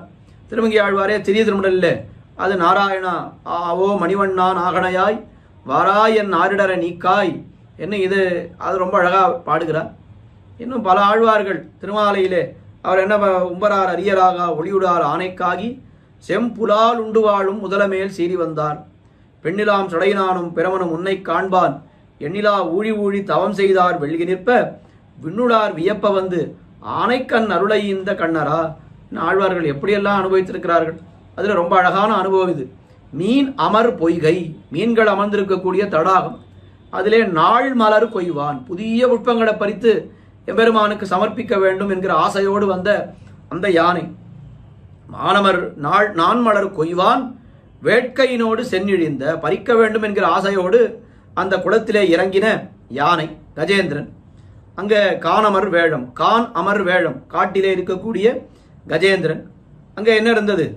முதலை இருந்தது. கையெடுத்த கராவதன் காலினை கதுவ ஆனை கையெடுத்தளர. கரா என்னால் முதலை, அதனுடைய காலை கடித்து விட்டது. காலை கடித்த உடனே யானை என்ன பண்ணித்து? காணமர் வேழம் கையெடுத்தளர, தும்பிக்கையை உயர தூக்கி கொண்டு அப்படியே ஆதி மூலமே நாராயணா ஓ மணிவண்ணா வாராய் என் ஆரிடர நீக்காய் அப்படின்னு அது கதறித்து. ஆனையின் துயரம் தீர புள்ளூர்ந்து சென்று அப்படியே கருடன் மேலே எம்பெருமான் எழுந்தருளி எப்படி வந்தான், என்ன வேகத்தில் வந்தான். அவர் இந்த இப்போ அனுபவித்தமே பெண்ணுலாம் சடையினானும் பிறவனும் உன்னை காண்பான் எண்ணிலா ஊழி ஊழி தவம் செய்தார் வெள்கி நிற்ப. பிரம்மா ஒரு பக்கம் தவம் பண்ணிட்டு இருக்கார், எத்தனை காலமா எம்பெருமானை பார்க்கணும்னு தவம் பண்ணிட்டு இருக்கார். ருத்ரன் அவர் ஒரு பக்கம் தவம் பண்ணிட்டு இருக்கார். எத்தனை காலம்னா ஊழி காலம் இல்லை, ஊழி ஊழி எண்ணிலா ஊழி ஊழி அப்படின்னு சொல்றார். கணக்கில்லாத ஊழிக்காலங்களாக தவம் பண்ணிட்டு இருக்கார். எல்லாருக்கும் என்ன நினைப்புன்னா, நான் தான் ரொம்ப நாளாக தவம் பண்ணிட்டு இருக்கேன், எனக்கு தான் எம்பெருமான் முதல்ல வரப்போறார் அப்படின்னு அவ நினைச்சு பண்ணிட்டு இருக்கா. திடீர்னு பார்த்தா வேகமா எம்பெருமான் அந்த பக்கமா போனார். ஏண்டா அது யாருக்காக எம்பெருமான் இப்படி போறார்? யாரோ நம்மோட ரொம்ப தவம் பண்ணியிருக்கா போல் இருக்கு, யாருக்காக எம்பெருமான் போறாருன்னு அப்படி எட்டி பார்த்தா செம்புலால் உண்டு வாழும் முதல மேல் சீறி வந்தார் எண்ணிலா ஊழி ஊழி தவம் செய்தார் வெள்கி நிற்ப. எல்லாம் அப்படியே தலையை கவிழ்தலை இட்டு கொள்கிறார்கள். ஏன் அப்படின்னு கேட்டால் அவர் விண்ணுளார் வியப்ப, எல்லாரும் ஆச்சரியப்படும்படியாக ஆனைக்கண் அருளை இந்த கண்ணரா. ஒரு யானை கூப்பிடுதுன்னு சொல்லிட்டு எம்பெருமான் ஓடி வந்தோம். ஐயோ நாம லட்சம் வருஷமா ஊழிக்காலமா தவம் பண்ணிட்டு இருக்கோமே, நம்ம குரலுக்குன்னு நம்ம கூப்பிட்டதுக்கெல்லாம் எம்பெருமான் வரவே இல்லையே, ஒரு யானைக்கு போய் எம்பெருமான் வரானேன்னு அத்தனை பேருக்கும் வெட்கமாகி விட்டதாம். அதாவது வெள்கி நிற்ப. ஐயோ ஐயோ ஐயோ நாம தான் பெரிய பக்தர்னு நினைச்சுட்டு இருந்தோம், உண்மையான பக்தர் யாருன்னா இந்த யானை தான் என்ன அவர்களே ஆச்சரியப்படும்படியாக எம்பெருமான் புள்ளூர்ந்து இந்த வேகத்தோடு வந்தான். இந்த வேகம் போறலன்னு சொல்லிட்டு என்ன பண்ணான், கருடனை தன்னுடைய தலைமையில தூக்கி கொண்டு வந்தான். முதல்ல அவன் கருடனை மெரிக்கிறான், கிள்றான், போ வேகமா போ வேகமா போன்று அவன் சொல்றான். ரொம்ப பராசரப்பட்டர் இந்த சரித்திரத்தை ரொம்ப அழகா வர்ணிப்பார். அதந்திரித்த சமூபதி பிரகித கஸ்தம் அஸ்வீகிருத்த பிரணீத மணிபாதுகம் என்ன அப்படி எம்பெருமான் சட்டுன்னு பரமபத்திலேருந்து புறப்பட்டு வந்தான். அதுக்கு மேல என்ன எடுத்து அவன் கருடனுடைய வேகம் போறலன்னு கருடனுடைய தன்னுடைய தலையிலே கருடனை வைத்துக் கொண்டு கருட சேவை தானே நம்ம சேவித்திருக்கோம். எல்லா இடத்துலையும் கருடன் மீது எம்பெருமான் இருப்பதை சேவித்திருக்கோம். ஆனா அன்னைக்கு என்ன எடுத்து உண்மையா அப்படின்னா கருட சேவைன்றது மாறி எம்பெருமான் தலைமையில கருடன் இருக்காராம். ஏன்னா கருடனுடைய வேகம் போறல, நான் உன்னை தூக்கிட்டு போறேன் அப்படின்னு எம்பெருமான் வேகமா வரார். சரி வேகமா வரணுமே, பேசாத கருடனை விட்டுட்டு வந்திருக்கலாமே அப்படின்னா அது முடியாது சுவாமி. ஏன்னா ஆதி மூலமேன்னு கூட்டிருக்கு அந்த யானை. கருடனை போனாத்தான் ஆதி மூலமே. கருடனை விட்டுட்டு நான் தனியா போனாக்கா நான் ஆதி மூலம் ஜெகத்காரண பூத்தன் யாருக்கும் தெரியாது, பரதேவதைன்னு யாருக்கும் தெரியாது. அதனால கருடனை தூக்கிட்டு போகணும்னு கருடனை தன்னுடைய தோளிலே சுமந்து கொண்டு எம்பெருமான் போனான். அப்படி ஆணையின் துயரம் தீர புள்ளூர்ந்து சென்று நின்று ஆழி தொட்டானை. அந்த எம்பெருமான் அங்கு போய் யானையுடைய காலுக்கு வந்த ஆபத்தும் வராதபடி முதலையை துணித்தான். சென்று நின்று ஆழி தொட்டானை தேனமர் சோலை மாடமா மயிலை திருவல்லிக்கேணி கண்டேனே. தேன் மாறாத சோலைகளை உடைய மாடமா மயிலை திருவல்லிக்கேணி இது வந்துட்டே இருக்கு. மாடமா மயிலை திருவல்லிக்கேணி, மாடமா மயிலை திருவல்லிக்கேணி. அந்த காலத்திலே மயிலை என்பது நகரமாகவும் அந்த மயிலைக்குட்பட்ட கிராமமாக திருவல்லிக்கேணி இருந்ததுனால இதுக்கு மாடமா மயிலை திருவல்லிக்கேணின்னு பேர்.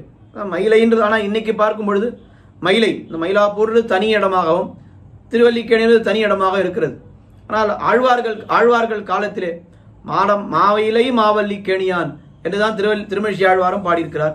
திருமங்கை ஆழ்வாரும் மாடமா மயிலை கடைசி பாசுரத்திலையும் மாடமாளிகை திருவல்லிக்கேணி மாடமா மயிலை திருவல்லிக்கேணி என்றுதான் ஆழ்வார் பாடப்போகிறார். இங்கே அப்படித்தான் பாடியிருக்கிறார். கீழே ஒரு பாசுரம் வந்தது. இப்ப மயிலைக்கு உட்பட்ட பிரதேசமாக இந்த திருவல்லிக்கேணி இருந்ததனாலே அப்படி ஆழ்வார்கள் பாடுகிறார்கள். தேனமர் சோலை மாடமா மயிலை திருவல்லிக்கேணி கண்டேனே. எம்பெருமான்களை பாடி முடித்து கடைசியா இந்த பதிகத்தை ஆழ்வார் நிறைவு செய்கிறார். 10வது பாசுரம். மண்ணு தன் பொழிலும் வாவியும் மதிலும் மாடமாளிகையும் மண்டபமும் தென்னன் தொண்டையர்கோன் செய்தனன் மயிலை திருவல்லிக்கேணி நின்றானை கன்னினன்மாட மங்கையர் தலைவன் காமரு சீர்கலி கன்னி சொன்ன சொல்மால பத்துடன் வல்லார் சுகமினிதாழ்வர் வானுலகே. மண்ணு தன் பொழிலும் ரொம்ப நித்தியமாய் பொருந்தி இருக்கக்கூடிய குளிர்ந்த சோலைகள் பொழில், வாவி நீர்நிலைகள், மதிலும் நிறைய மதில்கள், மாட மாளிகை பல மாட மாளிகை அது நிறைய இருக்கு. இன்னைக்கு நிறைய 3 மாடி 4 மாடி எல்லாம் இருக்கு. மற்றதெல்லாம் இருக்கா? மண்ணு தன் பொழில் இருக்கா? வாவி இருக்கா? அதெல்லாம் இருக்கான்னா அதெல்லாம் இல்லை. ஆனா மாட மாளிகை இருக்கிறது. மண்டபங்களும் நிறைந்திருக்கின்றன. அப்படிப்பட்ட திருவல்லிக்கேணி அது யார்? இந்த திருவல்லிக்கேணி எல்லாம் இங்கே விசேஷமாக எம்பெருமானை இங்கே ஆராதித்தார் என்னார். தென்னன் தொண்டையர்கோன் செய்தனன் மயிலை தொண்டமான் சக்கரவர்த்தி அவன் நிர்மித்தான் இந்த திருவல்லிக்கேணி என்கிற கேத்திரத்தை. அந்த தென்னன் தொண்டையர்கோன் செய்தனன் மயிலை திருவல்லிக்கேணி நின்றானை. திருவல்லிக்கேணி மயிலைக்கு ஒரு பகுதியா இருக்கக்கூடிய திருவல்லிக்கேணி அதிலே நின்றருள்கின்ற எம்பெருமான் விஷயமாக கன்னினன்மாட மங்கையர் தலைவன் அழிவில்லாத நல்ல மாடங்களை உடைய திருமங்கை. இங்க மாட மாளிகை, அங்க கன்னினன் மாடம். ஆழ்வாருடைய அவதார ஸ்தலத்திலே கன்னினன் மாடம் மங்கையர் தலைவன் காமரு சீர் கலிகன்னி சிறந்த ஸ்ரீ வைஷ்ணவ லட்சுமியை உடைய ஆழ்வார் திருமங்கை ஆழ்வார் கலிகன்றி சொன்ன சொல் மாலை 10உடன் வல்லார். அந்த சொன்ன சொல் மாலையாகிற இந்த பதிகம் 10 பாசுரங்களை யார் ஓத வல்லார்களோ சுகமினித ஆழ்வர் வானுலகே ஆனந்தமயமான பரமபதத்தை அடைந்து அதை ஆளப் பெறுபவர்கள் எம்பெருமான். அந்த எம்பெருமானையும் அந்த பரமபதத்தையும் கூட ஆளப்பெறக்கூடிய பாக்கியம் எவர்களுக்கு கிடைக்கும் என்று பலன் சொல்லி தலை கட்டுகிறார் திருமங்கை ஆழ்வார்.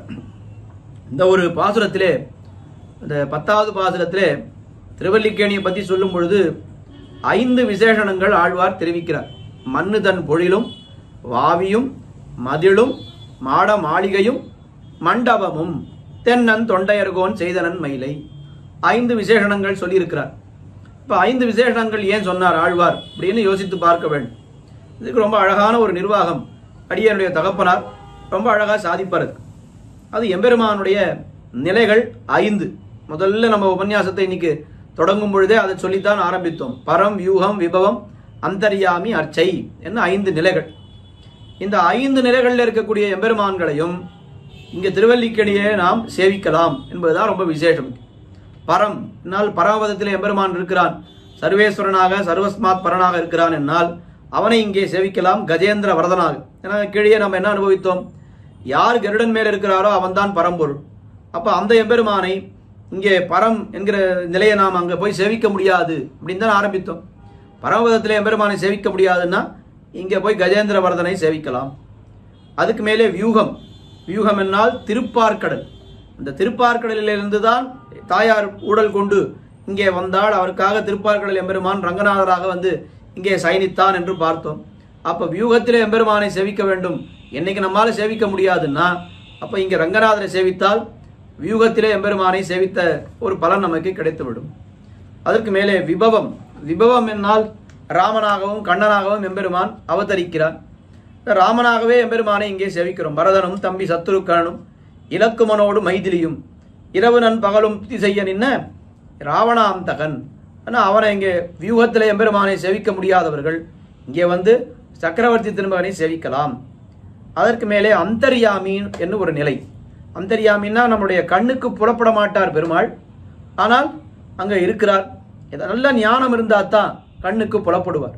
அப்போ எல்லா வஸ்துக்குள்ளேயும் எம்பெருமான் அந்தர்யாமியாக இருக்கிற கரந்தசில் இடந்தொரும் இடந்திகள் பொருள் தோறும் கரந்து எங்கும் பரந்துடன் என்ன எல்லா இடத்துலையும் இருக்கிறார். அந்த அந்தர்யாமியா சர்வ அந்தர்யாமியா எம்பெருமான் இருக்கிறார் என்று காட்டினது எப்போ எங்கே அப்படின்னா இந்த நரசிம்ம அவதாரம் தானே. தூணிலும் இருக்கிறார் துரும்பிலும் இருக்கிறார்னு சொல்றாள். அப்படி சொன்னதுக்காகத்தானே வெளியிலே வந்தார் எம்பெருமான். அப்ப நரசிம்மனை நாம் போய் சேவித்தால் அந்தர்யாமியை சேவித்த ஒரு பலன். அந்தர்யாமி எம்பெருமானை சேவிக்க முடியாதவர்கள் நரசிம்மனை யோக நரசிம்மரை சேவிக்கலாம். கடைசியில் இருக்கிறதே அர்ச்சாவதாரம். அர்ச்சாவதாரத்திலே எம்பெருமானை சேவிக்க முடியாதவர்கள் இங்கே வந்து பார்த்தசாரதியை வேங்கடகிருஷ்ணனை சேவிக்கலாம். இது பொருத்தமான வார்த்தையா இல்லையா சுவாமி? எல்லா எம்பெருமான்களுமே அர்ச்சாவதாரம் தான். முதல்ல நம்ம என்ன சொன்னோம், அர்ச்சாவதாரம் தான் எல்லாரும் சேவிக்க முடியும் அப்படின்னு சொன்னோம். உண்மைதான், அர்ச்சாவதாரம் தான் எல்லாரும் சேவிக்க முடியும். ஆனால் ஒரு அர்ச்சாவதாரம் மட்டும் எல்லாராலையும் சுலபமாக சேவிக்க முடியாது. அது யாருன்னா அது திருவேங்கடமுடையான். திருவேங்கடமுடையானை சேவிக்க முடியுமா நம்மால் அப்படின்னா நாம் வேணால் நினச்சிடலாம் திருவேங்கடமுடையானை நாம் சேவிக்கிறேன்னு. ஆனால் அவர் நினைத்தால் ஒழிய நம்மால் போய் அவரை சேவிக்கவே முடியாது. அது இந்த வார்த்தை என்பது எப்போவுமே சத்தியமான வார்த்தை. அதாவது அவர் நினைத்தால் ஒழிய நாம் சேவிக்க முடியாது. ஆனால் காரணங்கள் மட்டும் மாறிக்கொண்டே இருக்கும். ஒரு 50 வருஷத்துக்கு முன்னாடி என்ன இதே வார்த்தை உண்மையான வார்த்தை, ஐயோ திருமலைக்கு போகணும்னு நினச்சிட்டு இருக்கேன், ஆனால் அவர் நினைத்தால் ஒழிய நம்மளால் சேவிக்க முடியாதுன்னு சொல்லிட்டு இருந்தார். ஏன் சொல்லிட்டு இருந்தான்னா அப்போ திருமலைக்கு போகிறதே பாதையே கிடையாது, மலை ஏறி போகணும், வயசான வாழலாம் வியாதிகாலெலாம் போக முடியாது. பெருமாள் நினைச்சாதான் நம்மளால் அங்கே போய் சேவிக்க முடியும். கூட வேடிக்கையாக அடியனுடைய தகப்பனார் காஞ்சி சுவாமி சொல்லுவார்னு ஒரு விஷயம் சொன்னார், ஒரு கதை மாதிரி சொல்லுவார். திருப்பதிக்கு போகணும் திருமலைக்கு போகணும் என்ன செலவாகும் அப்படின்னு கேட்டார். உடனே அவர் சொன்னாராம் 1.25 ரூபா செலவாகும் அப்படின்னா. அது என்ன 1.25 ரூபா அப்படின்னா இங்கேருந்து திருமலைக்கு போகிறதுக்கு 1 ரூபா செலவாகுமா? மீதி காலனா எதுக்கு? அப்போ திரும்பி வரத்துக்கு 1 ரூபா செலவாக வேண்டாமோ? மீதி காலனா என்ன அப்படின்னா போஸ்ட் கார்டுக்கு காலனாகும். ஏன்னா அங்கே போனவா கண்டிப்பாக திரும்பி வரமாட்டா, பரவம் போய் விடுவா. அப்போ போஸ்ட் கார்டு தான் போட முடியும். நான் இங்கே வந்தால் பரவம் வைத்து விட்டாருன்னு போஸ்ட் கார்டு போடுறதுக்கு காலனா. இப்போ திருப்பதிக்கு போனால் போகிறவா பாதி பேர் வரவே முடியாது, திரும்பியே வர முடியாது அப்படின்னு வேடிக்கையாக கிண்டலுக்கு சொல்லுவாளாம் அந்த காலத்தில். காஞ்சி சுவாமி கதை போல சொல்லுவாராம். அப்படி திருமலைக்கு போய் சேவிக்க முடியாதுன்னா அதுக்கு வேற காரணங்கள் அந்த காலத்திலே. இப்போ என்ன காரணம் எல்லாருக்கும் தெரியும். டிக்கெட் கிடைக்கணும், நமக்கு அங்கே கிடைக்கணும், அங்கே போய் 7 மணி காலம் 8 மணி காலம் நிற்கணும். அது நின்றா கடைசியில் ஒரு வினாடியோ 2 வினாடியோ பெருமாளை சேவிக்க விடலாம். அது கூட நம்ம உறுதியாக சொல்ல முடியாது. அப்போ பெருமாள் நினைச்சா தான் சேவிக்க முடியும். அப்போ அர்ச்சாவதாரங்கள்னா சுலபமாக எல்லோரும் சேவித்து விட முடியும்னு சொன்னாலும் இந்த திருவேங்கடமுடையானை மட்டும் எல்லாரும் அவ்வளோ சுலபமாக சேவிக்க முடியாது சுவாமி. அந்த அர்ச்சாவதாரமான திருவேங்கடமுடையானை சுலபமாக எல்லோரும் சேவிக்க வேண்டும், நினைத்த மாத்திரத்திலே சேவிக்க வேண்டும் என்னால் அப்போ எங்கே வரலாம்? திருவல்லிக்கேணியிலே வேங்கடகிருஷ்ணனை சேவிக்கலாம். இவரை சேவிக்கிறதுக்கு நம்ம 7 மணி காலம் கியூவில் நிற்க வேண்டாம், கஷ்டப்பட்டு மலையேறி போக வேண்டாம், டிக்கெட் கிடைக்குமா கிடைக்காதான்னு பார்க்க வேண்டாம், யாராவது ஒரு நிமிஷத்தில் நம்மளை தள்ளி விட்டுடுவாளோன்னு நினைக்க வேண்டாம். நம்ம எப்போவுமே அவரே சௌலபியத்தை காட்டி கொண்டிருக்கிறார் அப்படின்னா அந்த சௌலபியத்தை நமக்கு இருந்த இடத்திலே காட்டுகிறார் இந்த எம்பெருமான். அதுவும் சௌலபியம் போராது, சௌலபியம் இருக்கா இல்லையான்னு யாராவது சந்தேகப்பட்டுடுவாளேன்றதுக்காக கண்ணனாகவும் சேவை சாதிக்கிறார்னு சொன்னா, அப்ப கண்ணன் சொல்லிட்டா சௌலபியம் இருக்கா இல்லையான்னு நம்ம சந்தேகமே பட வேண்டாம். சௌலபியத்தை காட்டுவதற்கென்றே எடுத்த அவதாரம் தான் கிருஷ்ண அவதாரம். அப்ப அர்ச்சாவதாரத்தினுடைய ஒரு பிரதிநிதியாக இங்க இருக்கிறார். மற்ற எம்பெருமான்கள் எல்லாம் ஒருத்தர் பரமபதத்தினுடைய பிரதிநிதியாக சேவை சாதிக்கிறார், ஒருத்தர் வியூகத்தினுடைய பிரதிநிதியாக சேவை சாதிக்கிறார் அப்படின்னு சொல்லிட்டு வந்தா, அர்ச்சாவதாரமான திருவேங்கடமுடையானுடைய பிரதிநிதியாக வேங்கட கிருஷ்ணன் சேவை சாதிக்கிறார். அப்ப 5 நிலைகளில் இருக்கக்கூடிய எம்பெருமான்களையும் இந்த திவ்ய தேசத்திலே சேவித்து விடலாம். அதனால தான் 5 விசேஷணங்கள் ஆழ்வாரிட்டார். மன்னுதன் பொழிலும் வாவியும் மதிலும் மாட மாளிகையும் மண்டபமும் என்ன 5 விசேஷணங்கள். அதை அப்படியே வரிசையா பொருத்தி பார்த்துடலாம். மன்னுதன் பொழில், பொழிலேழும் காவல் பூண்ட புகழானாய். ஏன்னா மன்னுதன் பொழில்னு சொன்னால் அது பரமபதம். வாவின்னு சொன்னா அது நீர்நிலை, திருப்பார்கடலும் ஒரு நீர்நிலை, அதனால வாவின்னு சொன்னா அது வியூகம். மன்னுதன் பொழிலும் வாவியும் மதிலும், மதில் அப்படின்னு சொன்னா அது அந்தரியாமியை வச்சுக்கணும். நான் ஒருவரை வளைய ஊரை வளைவாரை போலே, ஒருவரை பிடிக்க ஊரை வளைவாரை போலே அப்படின்னு எப்படியும் நாம் ஓடிடக்கூடாதுன்னு மதில் கட்டி பிடிக்கிறாளோ அது போல என்ன பண்றான் எம்பெருமான், இவனை விட்டுட்டா எங்கேயாவது போயிடுவான்னு சொல்லி உள்ளுக்குள்ளேயே அவன் இருக்கிறானே அந்தரியாமியாக. அதனால மதிலும்னு சொன்னால் அந்தரியாமி. மாட மாளிகை, மாட மாளிகைனா அது விபவாவதாரம். மாட மாளிகை சூழ் மதுரை 14. ஏன்னா விபவாவதாரத்திலே கண்ணன் இருந்தது, ராமன் பிறந்தது, ராமன் இருந்தது, எல்லாம் மாட மாளிகை. மாட மாளிகை என்னால் அது விபவாவதாரத்தை குறிக்கும். அதுக்கு மேலே மண்டபம் என்று சொன்னால் அது திவ்யதேசங்களை குறிக்கும். அர்ச்சாவதாரம், புஷ்ப மண்டபம், தியாக மண்டபம், போக மண்டபம், ஞான மண்டபம் என்றெல்லாம் சொல்கிறோமே. மண்டபம்னு சொன்னா அது ரொம்ப ஸ்திரமா இருக்கக்கூடியது. மற்றதெல்லாம் விபவாவதாரம், இன்னைக்கு இருப்பார் பெருமாள், நாளைக்கு போயிடுவார். ஆனா மண்டபம், ஒரு மண்டபம் இருக்குன்னா அது பல காலம் நீடூழி இருக்கும். அது அர்ச்சாவதாரத்திலே பெருமாள் நீடூழி இருப்பார். எத்தனை பக்தர்கள் சம்சாரம் கிழங்கெடுத்தால் அல்லது பேரேன் என்று சொல்லும் வரைக்கும் சொல்லும்படியாக எம்பெருமான் அத்தனை சம்சாரிகளும் மோட்சத்துக்கு போனாதான் இங்க இருந்து போவார். அப்படி மண்டபம் என்ன, மண்டபம் என்னால் அது அர்ச்சாவதாரம். ஆக 5 நிலைகளை குறிப்பதற்காக ஆழ்வார் 5 விசேஷணங்கள் மன்னுதன் பொழிலும் வாவியும் மதிலும் மாட மாளிகையும் மண்டபமும் என்று தெரிவித்திருக்கிறார் என்று அடியனுடைய தகப்பனார் ரொம்ப அழகா நிர்வாகம் பண்ணுவார். இந்த மண்டபம்னு சொல்ல வார்த்தையில இன்னும் அழகான விஷயம் என்ன சொல்லுவார்னா, புஷ்ப மண்டபம் நமக்கு தெரியும் திருமலை, போக மண்டபம் திருவரங்கம், தியாக மண்டபம் பெருமாள் கோயில், ஞான மண்டபம் என்ன திருநாராயணபுரம். அப்ப திருவல்லிக்கேணிக்கு என்ன மண்டபம்னு சொல்லலாம்னா அருளிச்செயல் மண்டபம்னு சொல்லலாம். இங்கே நடக்கிறா போல அருளிச்செயல் கோட்டி வேற எங்கேயும் இல்லை அப்படின்னு சொல்லும்படியாக விசேஷமாக அருளிச்செயல் கோட்டி, அந்த கோட்டிகளுக்கு பிராதானியமும் கொடுத்து, அருளிச்செயல் கோட்டி நடக்கிறது மட்டும் விசேஷம் இல்லை, அந்த கோட்டிக்கு தான் பிராதானியம். எந்த உற்சவமா இருந்தாலும் கோட்டி இல்லாம கிடையாது, கோட்டிக்கு தான் முக்கியத்துவம்னு இருக்கும்படியாக அப்படி இந்த அருளிச்செயலுக்கும் அத்தியாபக அந்த கைங்கரியத்துக்கும் ரொம்ப முக்கியத்துவம் கொடுத்திருப்பதனாலே இது அருளிச்செயல் மண்டபம் என்று ரொம்ப பொருத்தமாக அடியனுடைய தகப்பனார் அழைப்பார். அப்படிப்பட்ட அருளிச்செயல் மண்டபமான திருவல்லிக்கேணியை பற்றி திருமங்கையாழ்வார் அருளி செய்த இந்த விற்பெரு விழவும் என்கிற பதிகத்தை கொண்டு ஒருவாறு நாம் முழுக்க அனுபவித்தோமானா, முழுக்க நிச்சயமா அனுபவிக்கவே முடியாது. ரொம்ப சுருக்கமாகத்தான் அனுபவித்து நினைத்து பார்த்தால் சொன்ன விஷயத்தை விட விட்ட விஷயங்கள் அதிகமாக இருக்கிறது. ஆனால் ஏதோ ஒரு விஷயங்களை நாம் தெரிந்து கொண்டோம், சொல்வதற்கு வாய்ப்பு கிடைத்தது என்று அந்த அளவிலே திருப்தி அடையலாம் என்றுதான் அடியேன் நினைக்கிறேன். இந்த வாய்ப்பை அடியனுக்கு ஊத்தத்திற்கு ஒரு திவ்யதேசம் கொடுக்கிறார் ஜீயர் சுவாமியினுடைய ஒரு நியமனம் அடியாக. அடியன் திருவல்லிக்கேணியிலே நித்தியவாசம் பண்ணி திருவல்லிக்கேணி பெருமாளுக்கு கைங்கரியம் பண்ணுவதனாலே இந்த எம்பெருமான் விஷயமான திருமொழியை நீதான் சொல்லணும்னு ஜீயர் சுவாமியினுடைய ஒரு திவ்யமான ஒரு நியமனம். அந்த நியமனத்தை சிறமேற்கொண்டு அடியன் சரியா சொல்லியிருக்கிறேன் கூட அடியனுக்கு தெரியல. குற்றங்குறைகள் இருந்தால் க்ஷமிக்க வேண்டுமாய் பிரார்த்தித்துக் கொள்கிறேன். இவ் நிறைய கைங்கரியங்கள் பண்ணி கொண்டிருக்கின்ற வாழும் எம்பெருமானாரான ஜீயர் சுவாமி அவர் இன்னும் பல காலம் எழுந்தருளி எம்பெருமானாரை போல, எம்பெருமானார் திருநக்ஷத்திரம் இப்பதான் பூர்த்தி அடைந்தது. ஜீயர் சுவாமி எம்பெருமானார் திருநக்ஷத்திரத்துக்கு மேல்கோட்டைக்கு எழுந்தருளி இருந்து பல கைங்கரியங்களை எல்லாம் பண்ணினார் என்று நாம் நிறைய பார்க்கிறோம், யூடியூப்லையும் ஃபேஸ்புக்லையும் பார்க்கிறோம். இன்னும் நிறைய கைங்கரியங்கள் சுவாமி நிறைய இங்கே பண்ணி ஸ்ரீ வைஷ்ணவ சம்பிரதாயத்தையும் ஸ்ரீ வைஷ்ணவர்களையும் வாழ்விக்க வேண்டும் என்கிற பிரார்த்தனையை அடியன் கீதாச்சாரியனுடைய திருவடிவாரத்திலே அந்த பிரார்த்தனையை வைத்துக் கொண்டு அமைகிறேன். விருந்தாரண்ய நிவாசாய பலராமானுஜாய ச ருக்மிணீ பிராணநாதாய பார்த்தசூதாய மங்களம். ஸ்ரீமதே ரம்யஜா மாத்ரு முனீந்திராய மகாத்மனே ஸ்ரீரங்கவாசினே பூயாத். பற்பமெனத் திகழ் பைங்கழலும் தன் பல்லவமே விரலும் பற்பமெனத் திகழ் பைங்கழலும் தன் பல்லவமே விரலும் பாவனமாகிய பைந்துவராடை பதிந்த மருங்கழகோ பாவனமாகிய பைந்துவராடை பதிந்த மருங்கழகும் முப்புரி நூலோடு முன் கையில் ஏந்திய முக்கோல் தன்னழகும் எப்பொழுதும் யதிராசன் வடிவழகு என் இதயத்துள்ளதால் இல்லை எனக்கெதிர் இல்லை எனக்கெதிர் இல்லை எனக்கெதிரே இல்லை எனக்கெதிர் இல்லை எனக்கெதிர் இல்லை எனக்கெதிரே இல்லை எனக்கெதிரே இல்லை எனக்கெதிரே இல்லை எனக்கெதிரே